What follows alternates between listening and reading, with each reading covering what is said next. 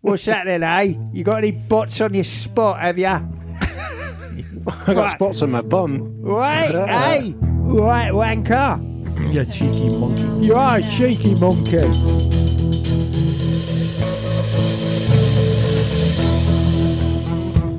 Hey there, welcome to Motorcycles Oh boy, and Myths. what a night. Coming to you from the Recycle Garage. Here We're a little punchy tonight here. sunny but frigid Don't embarrass me in front of my sister. Santa Cruz, California. Hey everyone, this is Liza. And yeah, I already know what kind of night this is going to be. Hey, had a good day in the garage. Didn't get a lot done, but had some fun. Joining me in the studio tonight, running the board, it's Stumpy John. What's up, everybody? Welcome to Stumpville. I'm loving watching On Emma the making a vagina Classy face. girl couch tonight. We have Kelly. Hi, I'm Kelly. There you go. Coming around the other side of the room, a man spreading for me right now. It's Craig. Hello, team. This is Craig. What a spread. Reporting live. What a spread. What a spread. Oh, by the open Like a window, figgy pudding. ready to leap out. It's Naked Jim. They're not scared of you. They're scared of what you represent. And of course, joining us from his scooter garage, it is Bagel. Hello. Yes, I am here. Yes, In you one are. piece. Yes, yes. Of course. Well, we've got a big show for you tonight. What am I then? Chopped liver? Oh, I was waiting for you to behave, and then I was going to. Oh, wow. I see. I was you in got put on a timeout. No, because that wasn't nice. Hello, darlings. And of course, that is Miss Emma. Hello, darlings. There it is. No, Are you going to be nice? Are you going to behave now? I wasn't misbehaving. Really? No, really. What are you pointing your finger at me for? You tosser? He made me do it. I'll I'll pull that finger. No, I'm very sorry I was disrespectful to everyone. It's not my fault. Oh, whose fault? The would devil it made her be? do No, it's in my upbringing, darling. Oh, should we ring your mum up and God. ask and tell her that it's her fault? Do you know what would happen if you It's rang the my whole mum town up? of Birmingham. She'd go, what do you want, you wanker? That's exactly what she'd say. How about instead, let's ring my mom up. She's on a kick right now that I'm a hoarder and I need an intervention. Dur. Yeah. Well, that could. Do you really want us to comment on that? Is this about the toasters? No, those are her testers. Oh. Other than this room we are sitting in, which maybe has 1,000 toy motorcycles. Jim, am I a hoarder? You're a collector. Extreme collecting is how I would define you more. You don't. There's not like piles of newspapers around, but you may have a few more 1,000 motorcycle toys about somewhere here. I know. But that's one collection. How many little motorcycles do you think you have? So you had to take a guess. Like 1,000, but they're all on display. That's it. What I'm a about those collector. hundreds you bought at Laguna Seca this last year? They're on display. They're in Okay. here. But you immediately think of a hoarder as being somebody who's kind of moving from like little passageways with giant stacks of newspaper. And that's one extreme of it. But no, I think you are actually a little bit of a hoarder. But not in those terms. Not in the stacks of newspaper everywhere. Craig, do I appear to be a hoarder? You have passion, and it shows Oh in your. my God. Oh my God. I feel like you have a good personality. Oh my God. Well, you know what? This does come around in that one of the things my mom has been getting on me about is I got some boxes out in the hallway outside the studio she wants me to get rid of. And I'm like, well, they're not bothering anyone. They're not. Yeah, anyway. But you know what's in one of those boxes is a whole bunch of hats and shirts and tools and things. We used to do like the monthly giveaway. I kind of stopped doing it, but I figured at our 500th extravaganza recording on December 3rd, this would be an opportunity to give away a lot of free stuff. Yeah. Nice variety of stuff in there too. Exactly. And so Emma, I wanted to get your feedback. Everyone here, I wanted to get your feedback. So we're going to be in a theater. John got to see the theater yesterday. Yeah, it's great. Can't wait. Yeah, we were doing a tech run to make sure everything works. Don't forget, go to motorcyclesandmisfits.com. Reserve your free seat today, Craig. Did you get yours? I did indeed. And Emma, I'm figure we need to give away stuff. How are we going to give it away? Do we do a Give it away. raffle, or do we do like questions, or we just slingshot stuff out into the audience? What do you think? I don't know. I mean, no, I think people should have to work for their stuff. Performance Ooh. art. Ooh. Performance art. Performance art. I think you can get up and you can sing a song, do a dance, tell us a joke we haven't heard. Should we do Make a little love. pants Get down off, tonight. Pants off, dance off? Pants off, dance off. That was Hey, my there's a dance floor favorite there, too. Yeah, pants off, I dance think I'm off. down with the Detroit Cobras. We're going to see Naked Jim in all his glory. And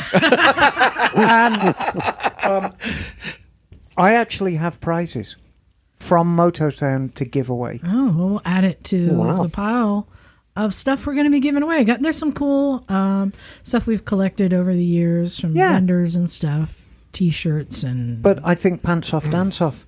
I like the sound of that. We're going to keep working on that, but that was just a long way of saying, hey, did you get your ticket yet to go to our 500th celebration? John and I have been fielding calls from some friends of ours who are coming from out of town. My Pakistan guys are coming. A couple of them. Yeah. Oh, cool. Yeah, I know. Yeah, so, shout out Joe and David. David, yeah. Yeah, coming from Atlanta. Atlanta and both Atlanta, yeah. Oh, you know what, Emma? One of those prizes has to be for whoever traveled the furthest. Oh, yeah. It should Without no pants off, dance off required for that. If you just travel the furthest, we're going to give you something cool. I think you get the iron dildo. I think, if you know what I mean? For the ultimate misfit award, it really kind of has to be a giant dildo, I think. Or a possum. Yes. A dildo in the shape of a I don't want to give away possum. any of my dildos or possums. I'm going to Google that right now. Alibaba would have it. Yeah, they would. So really looking forward to that. I hope people come. We're more than 2/3 sold out, and it's free. You just have to reserve your ticket. Got a couple of things to talk about tonight. One of them is I stopped by Emma's shop earlier this week, and It's always a gift when you swing by, Liza. Because usually, when Liza shows up at the shop, usually what happens is she'll pull up outside in her car and just open the window and go, "Oi!" out of the window. I'm like, "Come in, Liza. Oi!" And I have to come to her. It's a very Liza thing. However, I knew this was special because she got out of the car and actually walked into the shop, so I knew there was something brewing.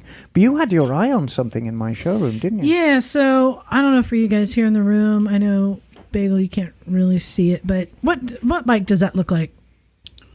Does that look like anything to you? Looks like a V-Rod. I can't Yeah. quite see, really, to be honest with you. It looks like a V-Rod, a Harley V-Rod. And I was like, it's a V-Rod with a weird seat and fender. And 2/3 scale. Yeah, and I'm like, what? And she's like, it's not a V-Rod. It's a Hyosung. I'm like, Hyosung? I haven't heard that name in a while. So I was like, wait, Hyosung? I don't know that much about Hyosung, other than about, I think around 2005. When did Hayden win the MotoGP at Laguna Seca? Was that 06? I think it was 06. I think it was around then. I remember seeing a booth at Laguna Seca at MotoGP that was promoting these new bikes called Hyosung from Korea. And they had one that looked suspiciously a lot like an SV650. Have you seen those, Craig? Yeah. I mean, it looks suspicious. And this one looks suspiciously a lot like a V-Rod. And they had ones that they basically completely just knocked off other brands' bikes. And I was like, oh, this is interesting, but they were cheap. I think a new bike was like maybe $5,500 or something. They're not very much. And I didn't hear much about them, see much about them, but they would run ads in magazines from time to time. And then I think I've mentioned this before. I knew somebody who had bought one. And he had it less than 1,000 miles, and it had engine trouble. He took it back to the shop, and they were doing this whole hemming and hawing thing about repairing it, because I guess Hyosung doesn't have a great warranty or customer service or whatever. And it was in there for months, and they were saying, like, we can't get another engine for it. And he was really frustrated as somebody who just bought his first bike, and then, within the first year have it be taken away. He got a call one day from the shop, from the service mechanic, who said, "Your bike's ready, come and get it." Well, it turns out that the service mechanic quit. And right before he quit, he took an engine out of a showroom bike, put it in this customer's engine, called him and said, "Come and get it quick." Emma, have you ever done anything like that? The grand exit? I'm going to take the fifth on that. When I look back at my career, there have been mostly uneventful exits, and it's usually just walking into the service managers, and I'm like, I'm done. Smell you later. But there have been a couple of spectacular exits that usually involve, heartache and pain for my previous employer. Yeah. But yeah, that's great. Pulling an engine out of a showroom bike and putting it in a customer's, I'm all about that.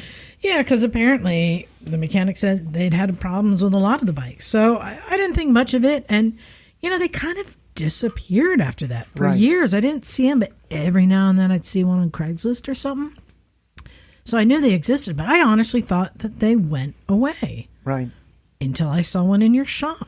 And I would like to point out that my shop is one of the few shops probably in the world that will work online. That will, Yeah. No, I mean, you'll see. I was like, well, she'll take anything. A Hyosung parked exactly where a Vincent Black Shadow was the month before. Yeah. And well, to a certain extent, I draw the line. I'll work on any bike, but I won't work for any customer. Yeah, and that's where I tend to draw the line. And the guy brought me the Hyosung, and he'd had some pretty shitty luck in his life. And he's like, please help me, just get this bike so I can claw back some of my life. I'm like, sure, why not? What was the issue? With him or with the bike? The bike. His sounds like a long story. His is a long story, which I shouldn't really share. But it's just been sitting, right? The bike was essentially a very, very low mileage bike that suffered from exactly what bikes suffer from when they sit around forever. The tires were shot, the brakes were shot, the fuel was shot. It's sad. It's sad. It's sad. But you're talking about 8 years. And it's a really clean, it looks brand new. Oh, it's got no miles on it at all. But then I started looking it up, and I'm finding other bikes on like Facebook Marketplace that are like 2012, 2015, 2017 bikes for sale. But wait, what? They're still around? Right. So I started doing research. There's a website. You can go and find a dealer near you. Before we go on, I just want to. I'm going to say it once, and then I'm not going to hold anyone to this. The proper pronunciation that I found was Hyosung. Hyosung. We're not going to try and carry that forward. It's very hard. Here in the States, everyone calls it Hyosung, but Hyosung is how they said it. So, yeah, I found... I stand corrected. Good to know. Hyosung. Yeah. Hyosung. Yeah, that's the most exactly what You draw it. It's like 3 squares, a / square, a plus, and a 0. So the weird thing is when I went to look at their website, so Hyosung's website is now you have to go to CR Motors. CR Motors. But then when you click on the Hyosung, it's gmotorusa.com. I'm like, none of this makes any sense. It sounds to me like maybe it's been bought up by more and more companies, and it just keeps going up the line to a different parent company. But they even have, Bagel, they have a scooter I was even looking at that's pretty nice. Now, Okay. the thing about the Hyosung, well, I didn't know if you've seen them out in the wild, because like I said, I don't see these out in the wild very often. Not really. I mean, your experience with Hyosung has been largely mine. Like, I remember when they first brought bikes in, like you mentioned that SV650 lookalike. I think it was around 2008. I saw it at some motorcycle show, and I saw 1 or 2 on the street, before, like in San Francisco, but that was about it. Yeah, not much of it. The thing that's interesting that they do is they only make 250s and 650s. But then they make different models of bikes that they use those same engines in. So they're keeping it low cost. And And like here on this website, it only goes up to the 2014 models. It's very confusing. So, do you know, as manufacturers, is it just bikes, or do they do like heavy equipment also? You know, like a lot of the other Japanese bike manufacturers. Like, can you get an excavator from them? Oh, I don't know. Well, not from Hyosung. Okay, so they just do. But maybe the bikes? CR Motors or maybe G Motor USA. I don't know. Oftentimes you'll find it's the same company, the same parent company, whatever they're called. And for whatever reason, they call the motorcycles Hyosung and tractors this and Okay. But they're not owned by like Mitsubishi or something like that. No, but I will tell you something about it which surprised me. It had real Mikuni carburetors on it. Ooh. Yeah. Which really surprised me because I was expecting... I mean, I have seen some blatant rip-offs in my time. Some more knockoff thing. Oh, I have seen carburetors with Mikini on the side. And there's like, oh my I was gonna God, say, this is blatant. there was a K in the word, But right? these were genuine Mikuni carburetors made in Japan. And I mean, this bike's got no miles on it, so it's obvious it came with them from the factory. So if you guys want to pull out your phone and go to gmotorusa.com, and I clicked on products and you can see the bikes, and there's this bike that is the ST7 Deluxe Cruiser. This isn't a great picture, but it's a good looking bike. Was it G Motor what now? gmotorusa.com, Right. And then click on Any prices? Let me see.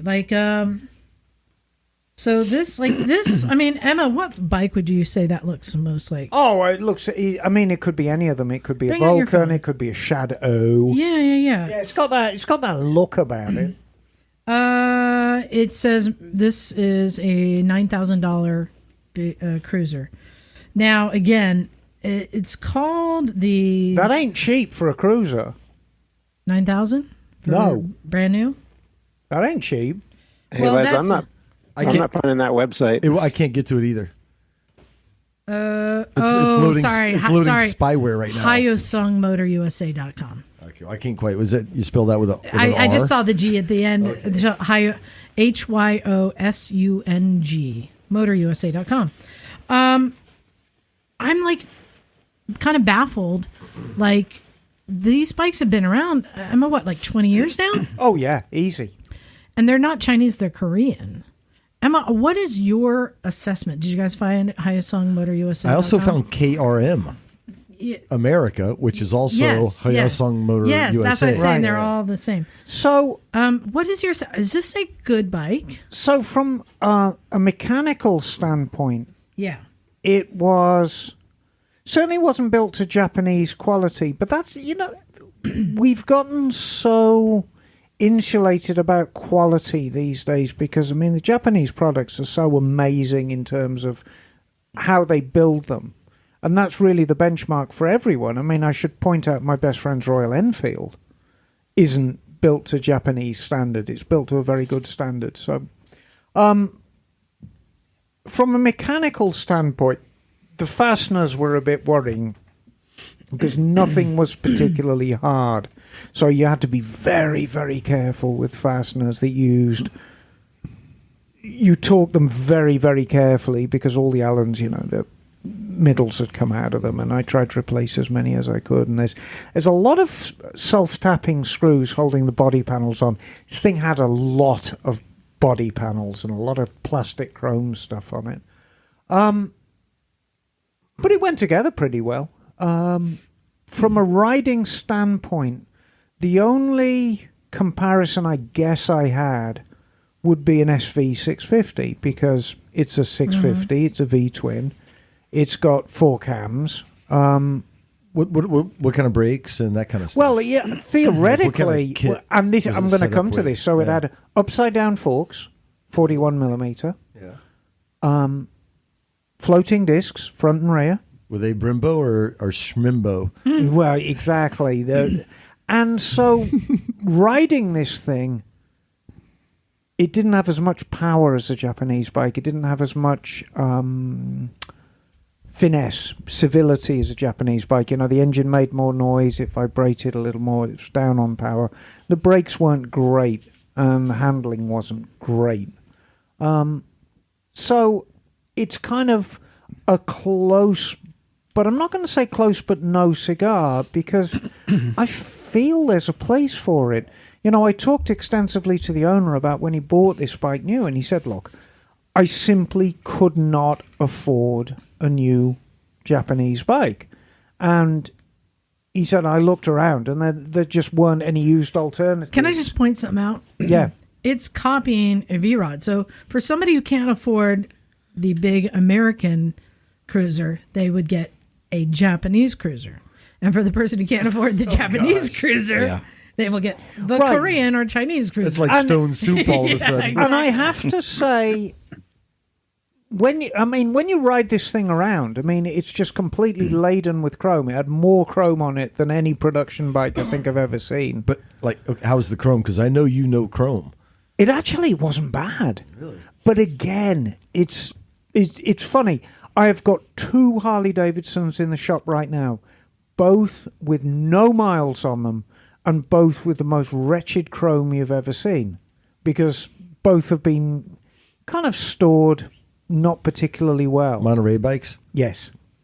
Really scabby, the pair of them. And the one was an incredibly high dollar build back when it was made, and the chrome has fallen off them. This one, he must have stored very, very carefully, because the chrome was perfect. And it was a good-looking bike. I mean, it's got a lot of chrome. It's, you know, in its own kind of way. I mean, it was kind of a little blingy for my taste, but it was a good-looking bike, and it was a beautiful shade of blue. And the paint appeared okay. I sent you a picture of it. Yeah. Okay. It's a thing, but he bought it because the price at the time was less than he would pay for an unknown quantity for a used Japanese one. What did he pay? Do you know? Oh, we didn't talk about that. Let me ask you guys this. Craig, what do you think of the aesthetics of this bike? I can't say I'm in love with it. That engine case design is... The V90? And it was the case design looks... It was busy. Busy? Yeah, I think that's a great way of describing the bike. The overall bike is very busy. busy. The front end is kicked out, but it's got sport bike rubber sizes on it. So it's got a 120 on the front and a 180 on the rear with radials. Mm-hmm. So, you know, it's definitely got a sort of burlyish look to it.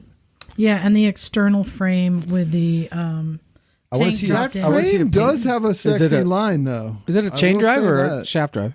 Belt. Belt. It looks like it should have a Macho Man Randy Savage paint job on it, Ah, yeah, exactly. like 1991 I mean, Suzuki colors. there was nothing subtle about it at all. Yeah. You know, Even the mount holding the front fender on is this all guy chromed out. is this guy Right. back down the road having a no, good he's time? back down the road. He's loving So his bike. Life's good for him. Best bike ever for that guy. Yeah, exactly. And he's happy, and that's the important thing. Is that where the license plate is supposed to go? No, it apparently when the sorry. bike was new, it had this ugly black plastic sort of undertail thing that held the license plate and the turn signals. So we made that up. Sorry, Bagel, I'll send it to you. I forgot to send it on. Okay. It's coming to you now, just so you can see what we're talking about.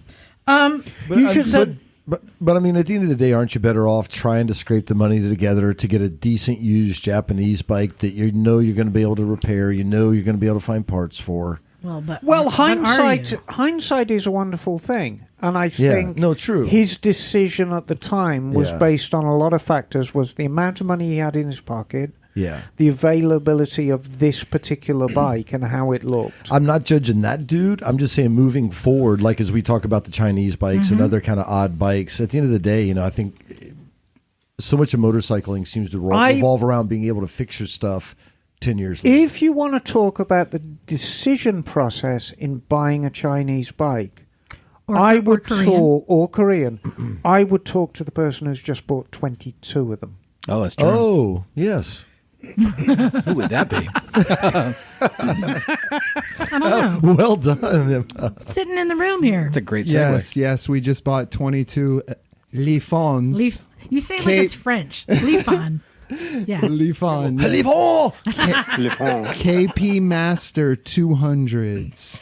I wasn't sold at first, and then Wait. Yeah, tell them what for It's and all a that. KP Master 200. Beta 200. Isn't that Oh, kitchen it's duty? 200. KP kitchen duty. I know. KP. So we you're gotta using Google these for it. your KP 200 training, okay. right? That's correct. We bought them to be abused and have very, very hard Yeah. lives. I mean, so they're for the. I'm going to look these beasts up. Hey, now. Liza, we may need a little context for this story. Oh, apparently you can order them on Amazon. You can. It could be here tomorrow. Yeah, they got them on Amazon for look let's at see, that. $2,700. What a cool looking little bike. We got the Yeah. black ones. So a little 200cc. Fuel you- injected. Six speed. So here's Sticks. kind of the question I wanted to bring up. Oh, that's a cutie. Yeah. Since, Craig, you have experience with some of these bikes, and Emma, you're actually working on a Hyosung. We just, they got a scooter. in general, have said stay away for so many reasons. One being you can't get people to work on it. Two, the reliability. I looked up. I was looking up reviews on YouTube of the Hyosungs, and I found a guy, a mechanic, who said that he's only experienced 8 in his life as a professional mechanic, and they all came in with like dramatic engine problems under 1,000 miles. Like he thinks that they're just just piles of shit. That's what he thinks. But I have to wonder too, after, like 20 years, almost 15 years, have they gotten better? But if so, then why haven't we heard of them? Why don't we see them out in the wild? Who's buying these things? Craig. He's got them all. No, I think that perhaps that's your role, Craig, is to buy Well, all of That's the. true. Well, the- to be honest, I cannot give an accurate assessment yet. I wasn't sold at first, but then I saw several other schools running for multiple years with very little problems. So that's when we decided, because we're slowly transitioning our entire fleet for all 4 schools to fuel injection slowly. Right. But it's a long, arduous process. And unless money starts raining from the sky, then we'd be able to do it a little quicker. But so we just released them last week, was the very first week we ran it in the school. So not all 22 are even fully put together yet. I think we have more than half done. And last week was the very first release of the bike. And Because Pacific Motorcycle Training did actually reach out to Mototown and suggest that some were delivered in crates to Mototown, and perhaps the Mototown mechanic could put them together. And you were blown the proverbial raspberry at the time. I wanted to drop multiple crates at Emma's shop. This is true. This is not a lie. Yes, and Out of an AC 130, they would just parachute in over Yeah, that Monterey was Bay. gonna I think they actually just chuck them off the back of a truck. They don't even lower them. I think they just throw them to you. No, I was envisaging a plane flying over with Exactly. Chinese Air Force markings and these things just raining down from heaven. Parachutes coming down.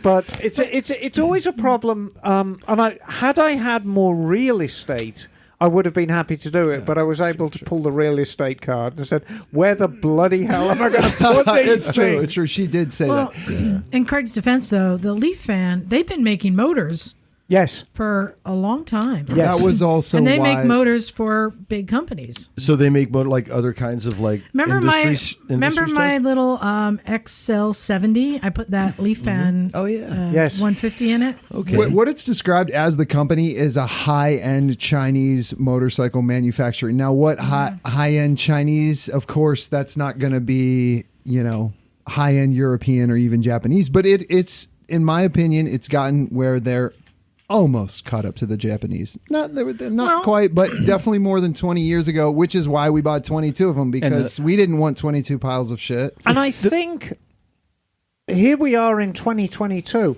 and I think largely the only thing holding back better quality Chinese bikes is the actual market itself. Because I vividly remember talking with somebody who was setting up manufacturing in China. They said, look, China will make whatever you want. If you want a Rolls-Royce quality motorcycle, they will build it for you. But there has to be a market there. Yeah. And at some stage, because of the past, I don't think people are ready to pay Japanese bike money for Chinese bikes yet. When that time comes, I think we'll see bikes that are equal in quality, or perhaps to a certain extent even better. But I mean, the idea of buying a Chinese bike with Ducati money is just so alien. But I'm sure China has the capability to build a Ducati quality bike. They landed a rocket on the dark side of the moon, so they can do whatever they really need to. But Emma, I think you're hitting the nail on the head when you're talking about money. Because we often compare these Chinese bikes, these Korean bikes, whatever, to our Japanese bikes or American bikes. They're not in the same category at all, and they were never intended to be. And John, if we take the Atlas Honda CB150Fs that we rode in Pakistan as an example. So those bikes, I think, retail American about, it's a couple grand, maybe, or it might be $1,800. Yeah, something like that. Something like $1,800 for a brand new 150cc bike. By our standards here in America, it's a shit bike. But aren't they they're getting parts from Japan, though? No, well, some, right? But most of it is made there. It's just the engineering. But my point is, here, we would be shitting on that bike and saying it's a piece of shit. No one would work on it. It's not going to last.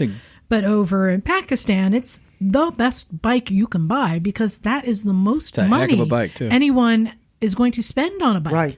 There isn't a market for $5,000 to $10,000 bikes. Exactly. It doesn't exist. So they can only build bikes that are, $600 to $1,800 because that's the market. So they can only build it as good as the money that and the people magic will spend. The magic word is Honda.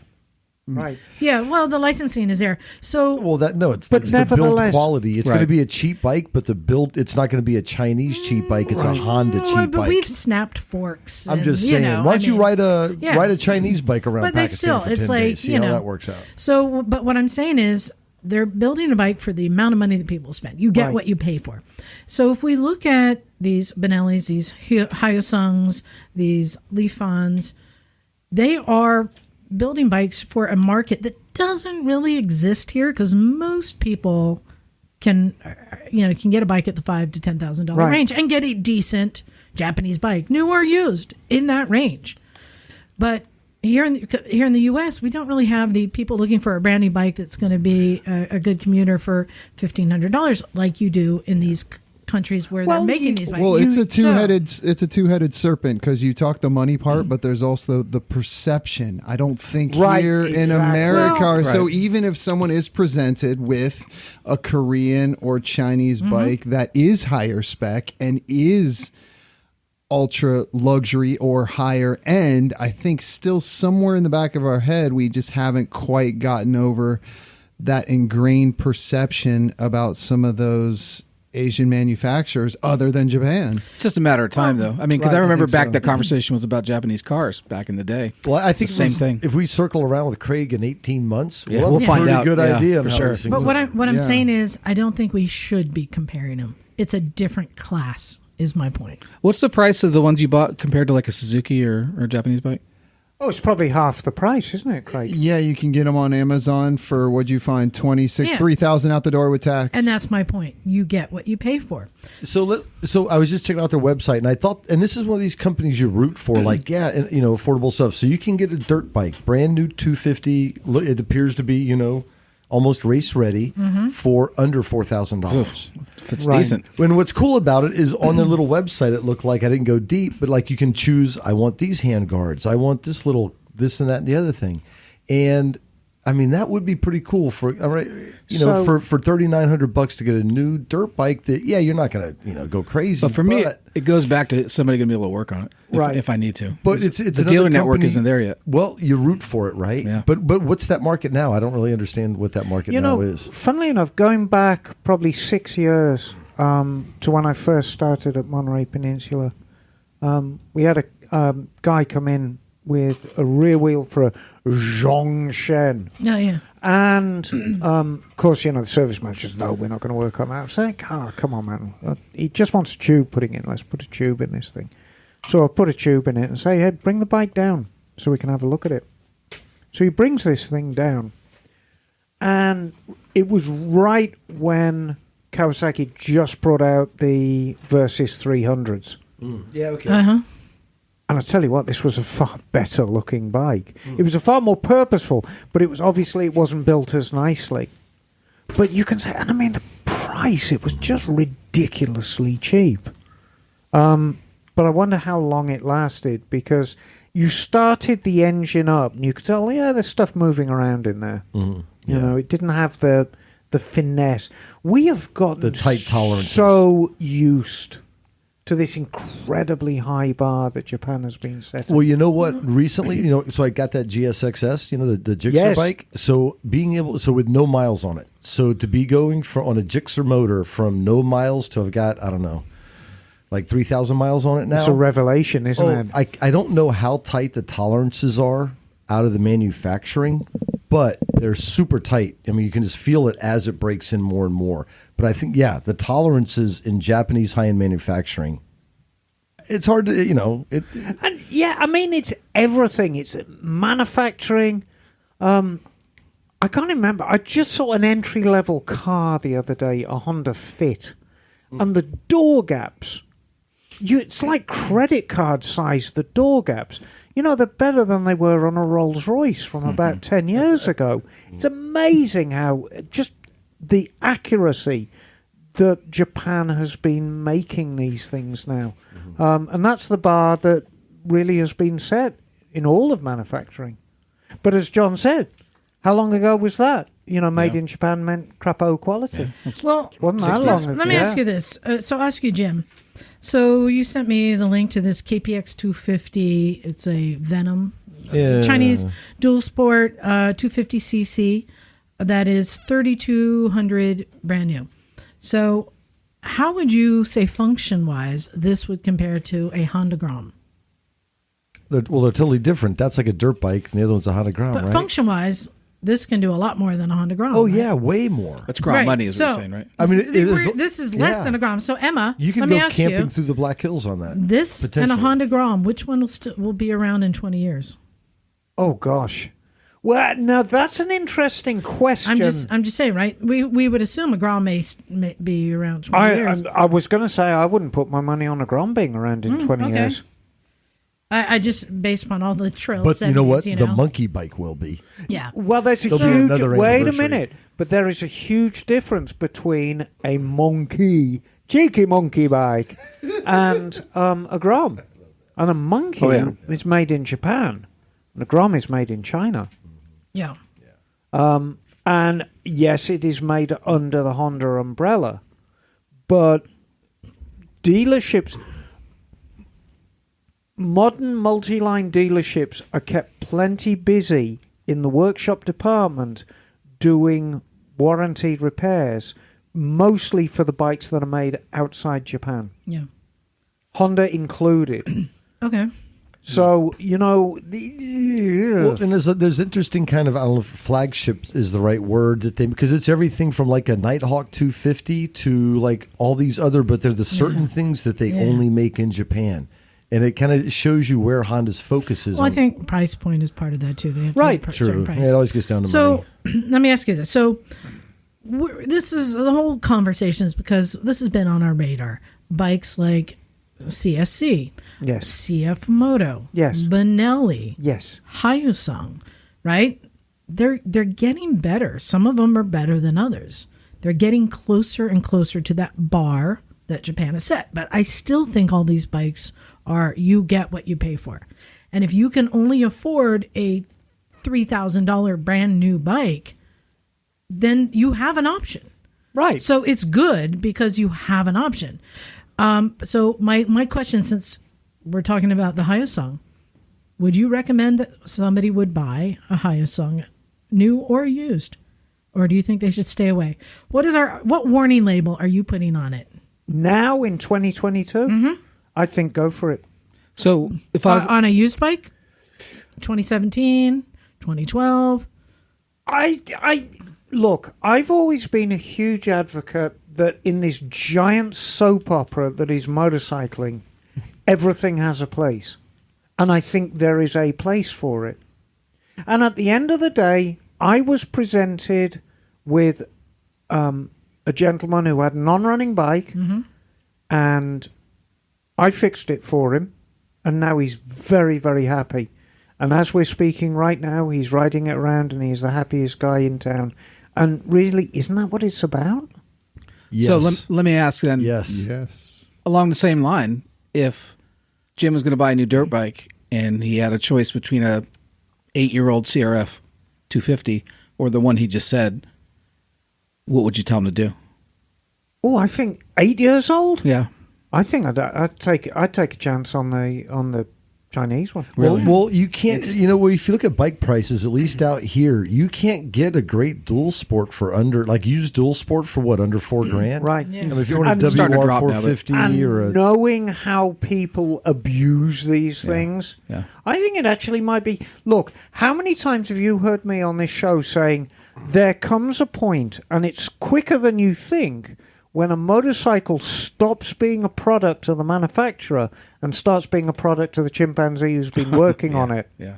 All right. well, like And that happens far quicker than you think. like sir. Knox's new bike today.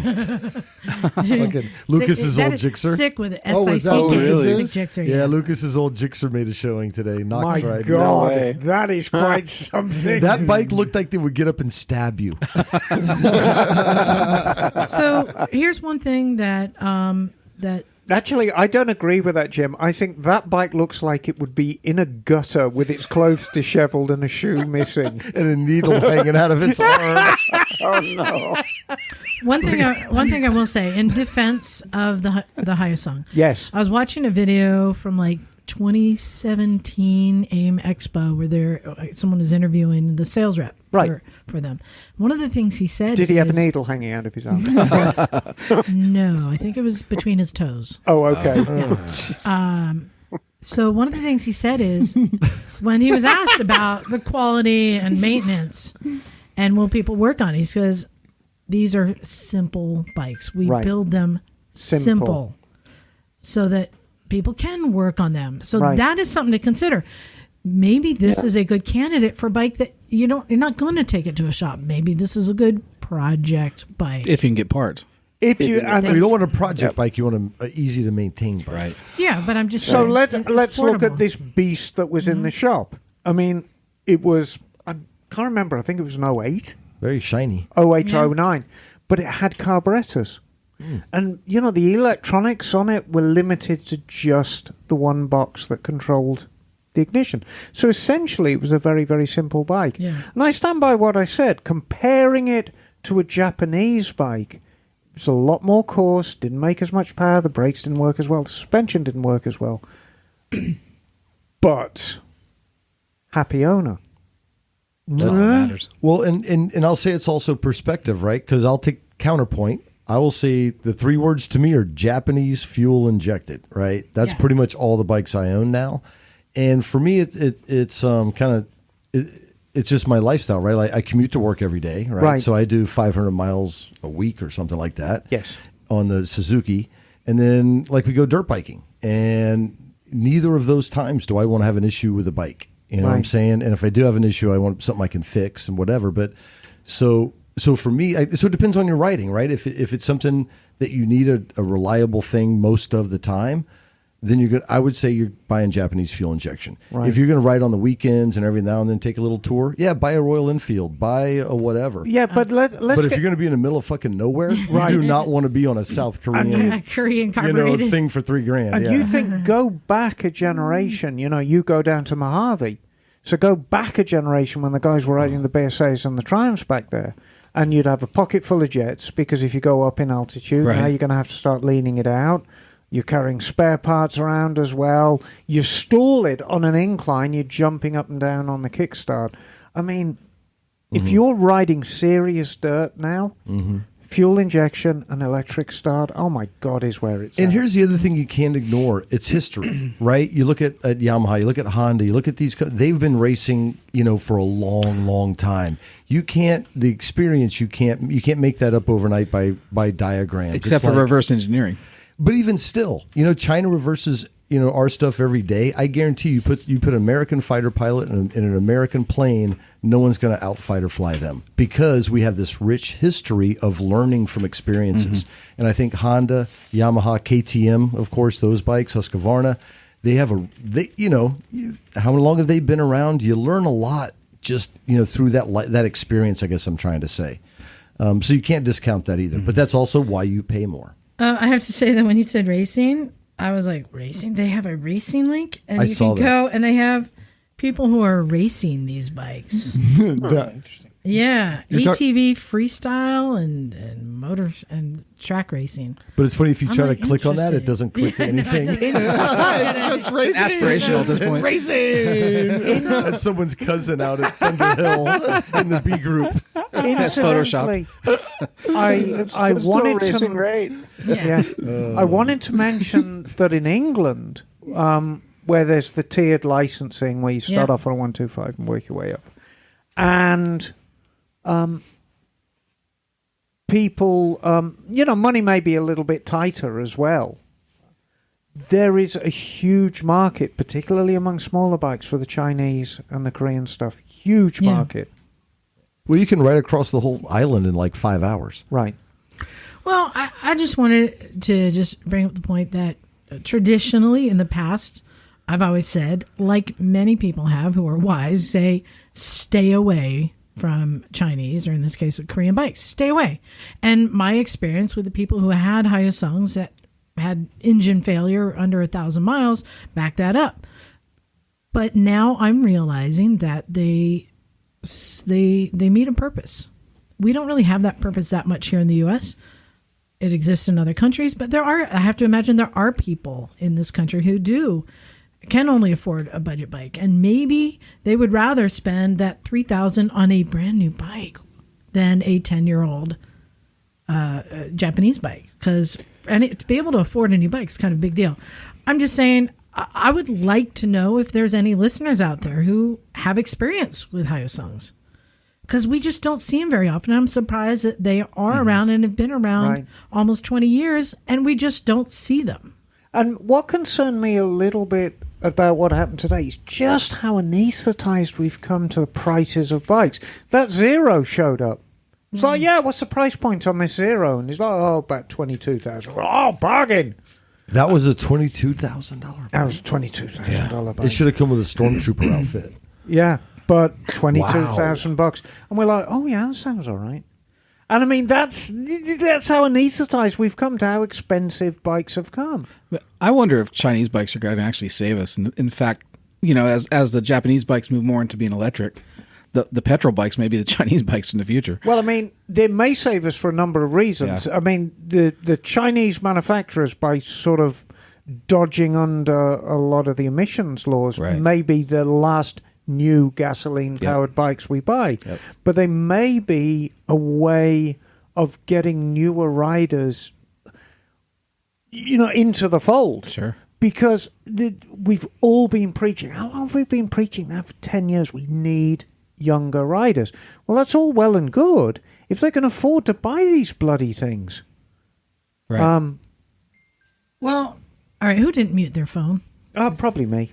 So that is a message I sent each of you. Well, that was your message that made me go bing bong. Yeah, well, you should have Is this muted your phone. AliExpress? Okay, Is hold this- on. Oh, God. Hold on. Hear me out. Because this is tying these two things in. We're just talking about Chinese bikes. Are they shit or not? It's like a cheap one, And then right? we were just talking about the brand new Zero. Is a DSXR? Well, I found on AliExpress a large electric sport touring bike that's a 20 kilowatt battery. So just to give an example, the largest Energica is 22, and that the largest Zero, I think, is 18. The one that was here today was a 15.6, so a 20 kilowatt battery. Dear God. For reference, my car is a 24 kilowatt. Yeah. So It's a little pricey, though. This thing's a monster. we've heard, Energica and Zero came out with their big touring adventure bikes. Everyone's talking about announcing these big adventure bikes. This is a one you could buy on AliExpress right now. Oh, I don't know why we haven't heard of it. Emma, how come? What happens when this thing kind of fucking starts to melt? What happens I to don't the know battery? why when we this haven't goes heard of sideways? What happens between your legs? You call a dump truck. when this starts to arc. So one thing is Bagel. Can you read the name of this brand? It looks like it's Rariro. Say that again. Rariro. Just That rolls off the tongue. Just so you know, Knock pronounced it today the exact same way. You and Knock did it the exact same pronunciation. Rariro. That is exactly how Scooby-Doo would say. But the brand is by Zwimi. And its maximum speed, Yeah. 80 kilometers No. an hour. No. Up to More than 80. No, more than no. But Up the to description- Max the speed description 145 says- kilometers an hour. Okay. Yeah. When you go into the specs. Now, Bagel, yeah. you're a big E vehicle dude. What do you think about this vehicle? This is, it almost looks like a Kawasaki Concourse, maybe? It's That was my concourse-ish. thought. Yeah, it looks like a does look concourse. very it's, concourse-like. I think it's a good looking bike. What do you guys think? Well, it's a big. you like a lump concourse. of That's a your bike. flavor. It's a good looking bike. If you like big beefy bikes, sure. It's a big sport touring with side cases. My concern is what kind of battery is in it, Nope. and how safe is it? Because that's a really big question. Now, what with, we haven't electric said bikes yet is the being price. So you so- mentioned that Zero is like a $22,000 bike. So this bike on AliExpress, which is known for being good deals, they're asking $33,000 plus $5,000 in shipping. No way. Right. So, But Liza, there is a discount for $3 off U.S. orders over $4. Yes, but are we up into LiveWire pricing here? It's above that. Right. no, this is LiveWire pricing. So I am reading. I don't have a great deal of faith in this, and I'll tell you why. So I'm reading LCD plus mechanical combination instrument is intuitive and clear. LCD display of electric quantity, gear and mileage at a glance practical, but not flashy, simple but not simple. Wait, I was just about to read the next page. And then that leads us to patent LED lamp beads of the whole vehicle. The chip adopts silicon substrate packaging technology, won the first prize of National Science and Technology Award. Cool, blimey. You got some Wow. LED beads, First LED prize. beads, don't you, Emma? What did you see? Their tagline at the top. My LED love beads. You love beads. Anal, as they Their say. motto at the top says, "Let some people share high-end products of police quality." So we're gonna order 3 of them and race or what? Well, the question is who has the 40 grand to try it out? Yeah. Oh, I did don't you know. notice the ergonomic cushion design? Yes, I know. Anyway, I'm like, I don't know if I'm there trusting this yet at $33,000. Well, I'll roll $3,000, but not $40,000. yeah. So maybe they're not all there yet. I want to see a Rariro out in the world. Rope Ray. Run, Raggy. No Scooby Snack. Yeah. Also, I wanted to share.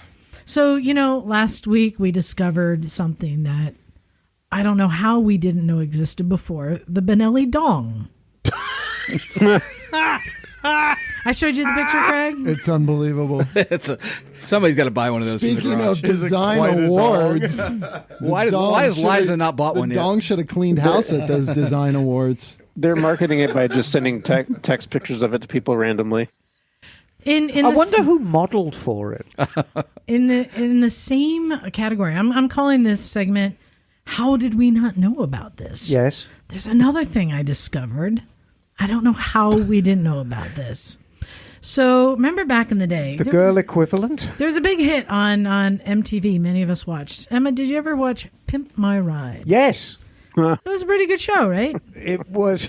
It was a good one. It was of the was time. interesting. It was interesting. It was of the time. It was interesting. I remember the shirt, lifting the shirt at the end. Yeah. Dog. You've been filmed. Yeah, there you go. Yeah. Well, it was so successful. In fact, there were spin-offs around the world. And there was a spin-off in Italy that I just discovered that, I kid you not, this exists. It was a TV show, MTV, called Pimp My Wheels, where they pimp people's scooters. Wow. Oh. Yes.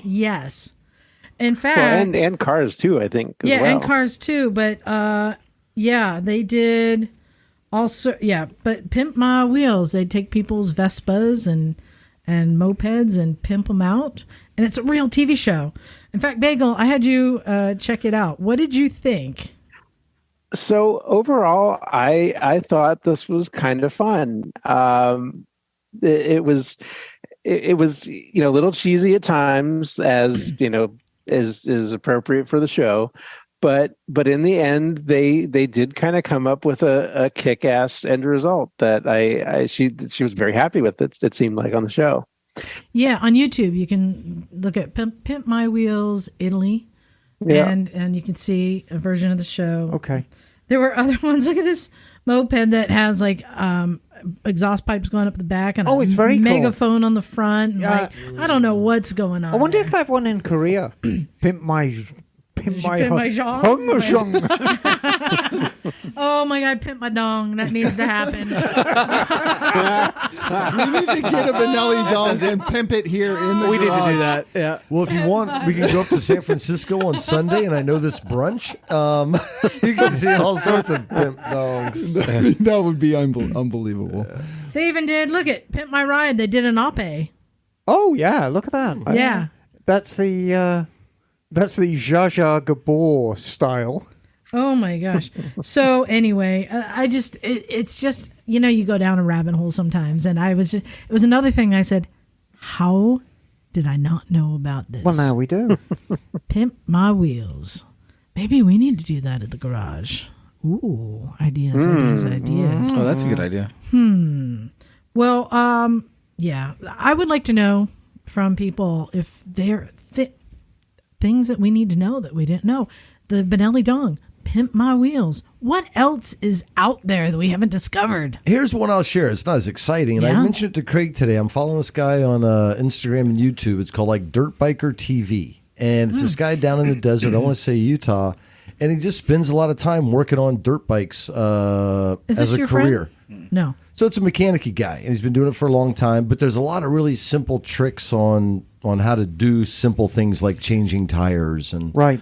But if you're looking for something, I just discovered it like a couple of months ago, and it's been super informative. And the bonus is, if you like to weld or fabricate or learn, he makes a really bitchin' simple tire changing stand for dirt bike tires, and he will send you the directions on how to weld it up. So he's got these things all over the world, like some dude in Netherlands. All you have to do is email him, and he'll send you the directions for free.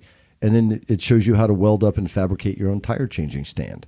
So it's like Dirt Biker TV or Dirt Biker TV 1 on YouTube. But cool. If you like dirt bikes and you like to work on your own dirt bikes, I'm not saying it's the end-all be-all, but it's another interesting source to draw upon. Well, and again, I love it. It just dovetails into what I said. There is something for everyone here. Yeah. And I know, as you found out, Jim, I have got a very unique way of doing tires, and it's often imitated, and unfortunately usually ends badly. Like a monkey humping a doorknob. That's what it's like. No, watching you change a tire, it's awesome because it happens in the blink of an eye. And I know you do it rarely because you don't like to always change tires. Yes. But when you do change a tire by hand, it's a lesson that you can't learn anywhere else. Yeah. Changing tires, that's bread and butter stuff. Yeah. So, send us links. Let us know what's cool. Oh, I'll tell you another one. Heated vests.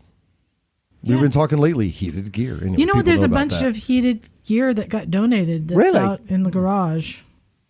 Oh. Yeah, you guys need heated Nice. gear? Because we don't use heated gear that much. I Somebody just donated a discovered bunch it the other day. Oh my God, life changing. Oh God, I can only imagine. Well, I mean, because it's you're. dropped down to 56 Oh, it's degrees. fucking I'm dark freaking at night out. when I'm riding to work in the morning, or dark in the morning, whatever. I was going to say, Jim. I mean, you've got a bike that could easily support powering heated gear. Oh, So Well, I went with the rechargeable variety okay. yes, just to keep it simple and.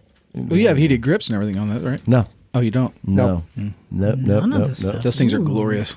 Yeah, another Well, good one. before we go to the next segment, Emma, I want you to give a plug to our dear friends at Mimi and Moto. yeah. I want to give a plug to a couple of very, very dear friends of mine, Nancy and Mark. And if you have children in your lives, pay attention. I thought you were exactly. going to say put them in the other room. Mimi and Moto, the lovable motorcycling monkeys. The holidays and Christmas are approaching. It's time to start thinking about getting some presents for all the children or the young at heart in your life. Our friends Nancy and Mark, creators of Mimi and Moto, want you to join their mission to get more children excited about motorcycles. Go visit www.mimiandmoto.com. That is MIMIANDMOTO.com, where you can purchase the couple's motorcycle books, The Adventures of Mimi and Moto, and Mimi and Moto Ride the Alphabet, along with t-shirts, onesies, ornaments, and plushies. Stay tuned as Nancy and Mark are working on a new chapter book called Mimi and Moto's Magical Meteors First Gear, which will be released in the first part of 2023. So remember, visit www.mimiandmoto.com today and get some Christmas shopping done that will help create future motorcycle riders. And you know what? If you don't, I will come round and fight you. I will Beat you with a shoe. I will fight you. No, Nancy and Mark are just neat people. And they came up with this great creation. My granddaughter absolutely loves it. And there's super books for kids. There's super books if you love motorbikes. Super books if you like monkeys. Because they're cheeky monkeys. They really are. So buy one. It's a cheap way to make your kid happy, and that ain't bad. Yeah, there's a good time to be buying gifts right now is all I'm saying. Oh, yes. John, Yes. Jean. you hit me up the other day. You said, have you been checking out all the new bikes they've been revealing on EICMA? I'm Yeah. like, yeah, some of them have been coming through. And, I actually thought, some of them you're like, oh, that's interesting. And then some of them you're like, do we really need that? I don't know. So I asked John to put together, to pick some out for him to present to us. And then, John, you want to explain what we're going to do from? So we're going to do a simple vote here. It's either Stumpy, which means in the way that Miss Stumpy thinks of Stumpy, like super sexy, virile, great provider, incredibly good looking, smells wonderful, that kind of Stumpy. I'm already confused. Or is it Chumpy. Chumpy? Yeah. Is it a total chump and a loser? So we're going to vote. Like, Stumpy she doesn't think or of me as that. Chumpy? Got it. So just think of Stumpy right here. I got the example right No, here. you are awesome, dude. Thank you. I appreciate that.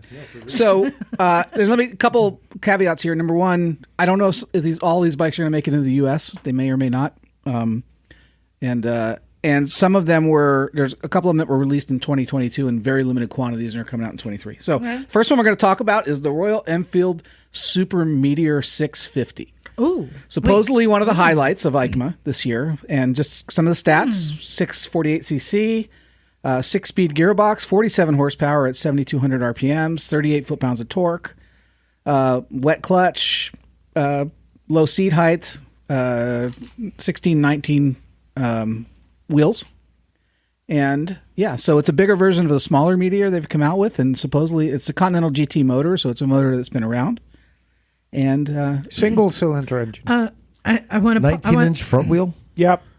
I want to pause real quick. I need to back up because you just made me remember something from the electric bike on AliExpress we're talking about.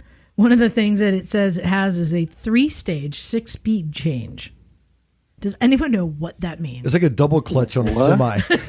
3-stage 6-speed change gearbox. Six-speed change? 6-stage. 3-stage 6-speed change gearbox. It's got 18 gears. I don't know what it means. Blimey. I don't know. But because when you said what? that this is a 6-speed 650cc, I was like, wait, it's not a 5, it's a 6-speed. I'll tell you what, Single get up and go. that is a great looking bike. Stump all the way. And it looks like, so if you're not familiar with the Meteor 350, it looks like a Harley-ish. vintage cruiser. No, it looks most like, what's the Triumph? Yeah, the Triumph Cruiser. Speedmaster. The Triumph Speedmaster is what it resembles. No, it looks great. I like the lines. I like the way it sits. I like the color scheme. No, that's Stump all the way for me. I'm going to say that I still question the Meteor 350. If we needed a 350 on the market, I think this 650, though, it's got a cool vintage look without trying to look like a Harley. I think they should have come out with the 650 before the 350, so I'll go Stumpy. Yeah, and I don't have a price. They got to come out in India first before they're going to release them in the rest of the world, so no Okay. price yet. What do you guys think? I'm Stumpy all the way, and I am not a big cruiser guy, as you all know, but that engine block is beautiful. The lines, the sweeping header pipes, and the top line of the tank just kind of flows with the seat. I'm going Stumpy all the way. I don't think that's a cruiser. I think that's a standard. Yeah, No. it reminds of a British standard. Where are the motorcycle. foot pegs? They're mid on. Oh, no, they're forward. It is a cruiser. it's a cruiser. Yeah. I can see the rear brake pedal Yeah. now. Yep. Good looking bike, though. Jim? Yeah, Stumpy, totally Stumpy. I think John would look great on it, actually. But yeah, it has kind of that British looking style engine on it. Do you And, like it there? The aesthetics. And I would say like Yes, Kelly? a nice low seat height probably too. Yeah.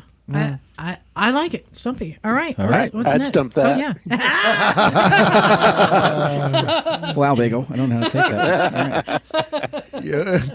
Okay, Bagel so will show you how to take it. here we have the 2023 Livewire S2 Del Mar. This was actually released last year. They did 100 units, and they're going to bring it out to full production this year. So, it's 80 horsepower claimed. It's 0 to 60 in 3.5 miles, or 3.5 seconds.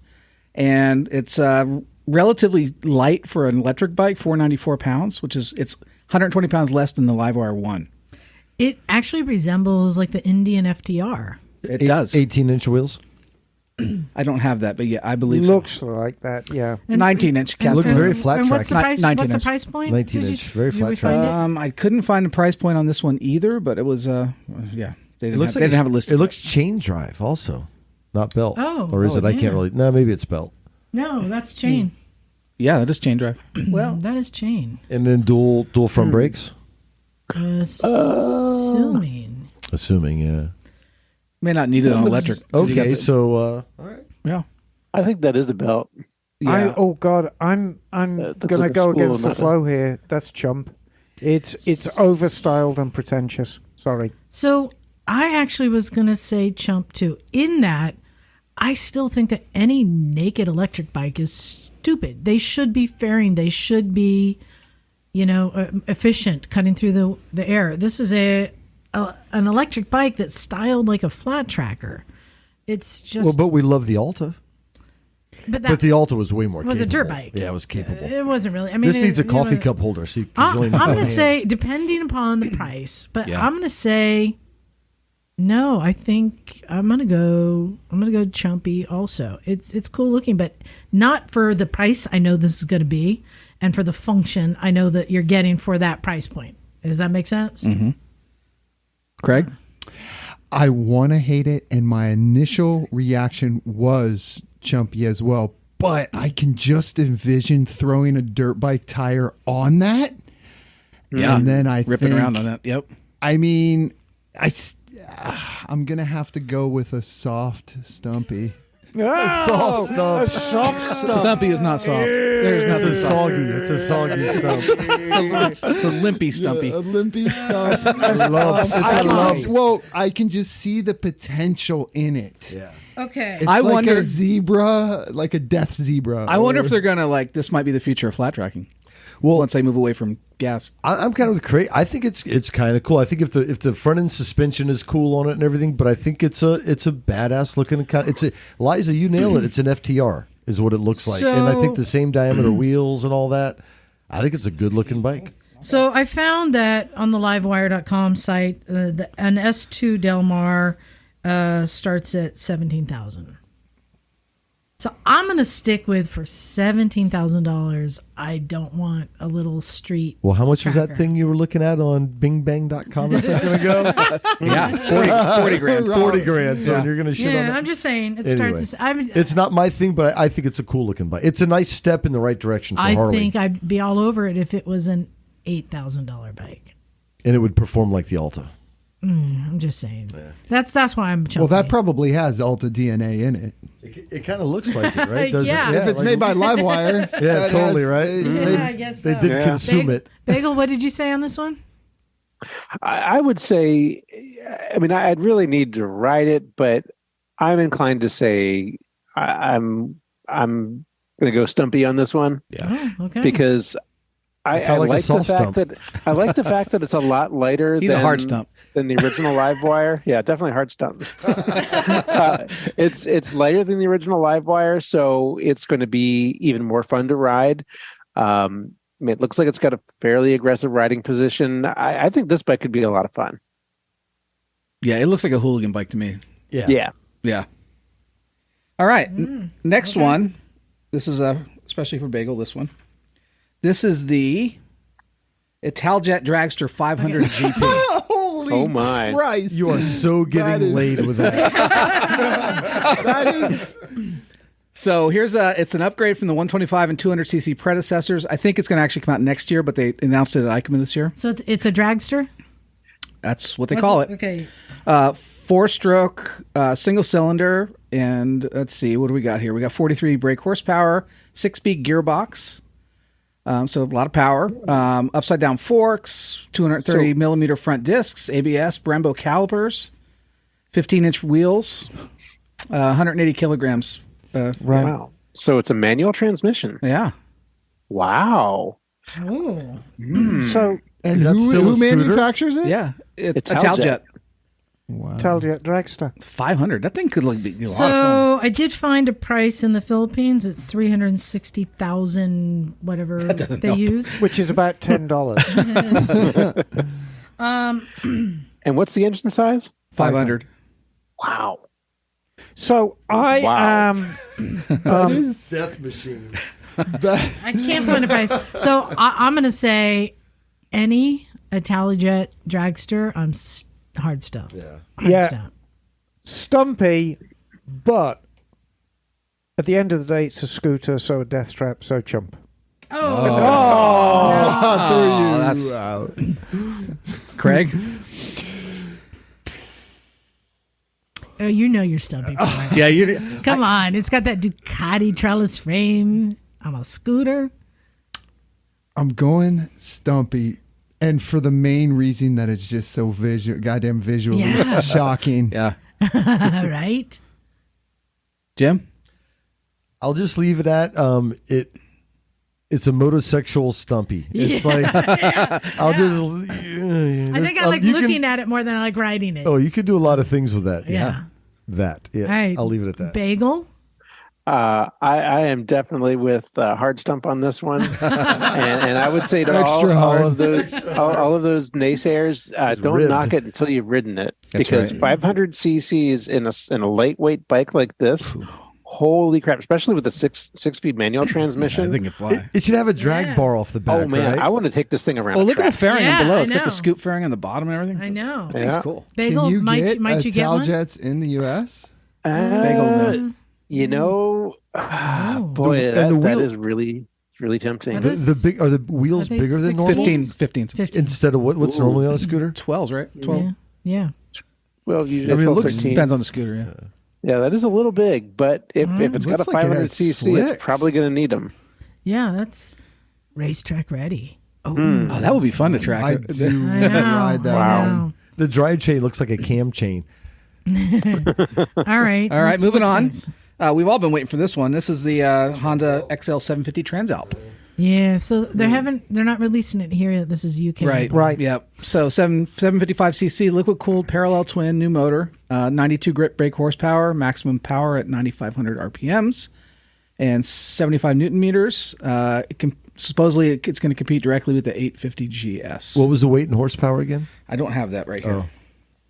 I can get it though. Yeah, I'll this look is it up. one they've been teasing out. This one is highly anticipated. I think the styling is great. I think this is up there with the Tenere 700.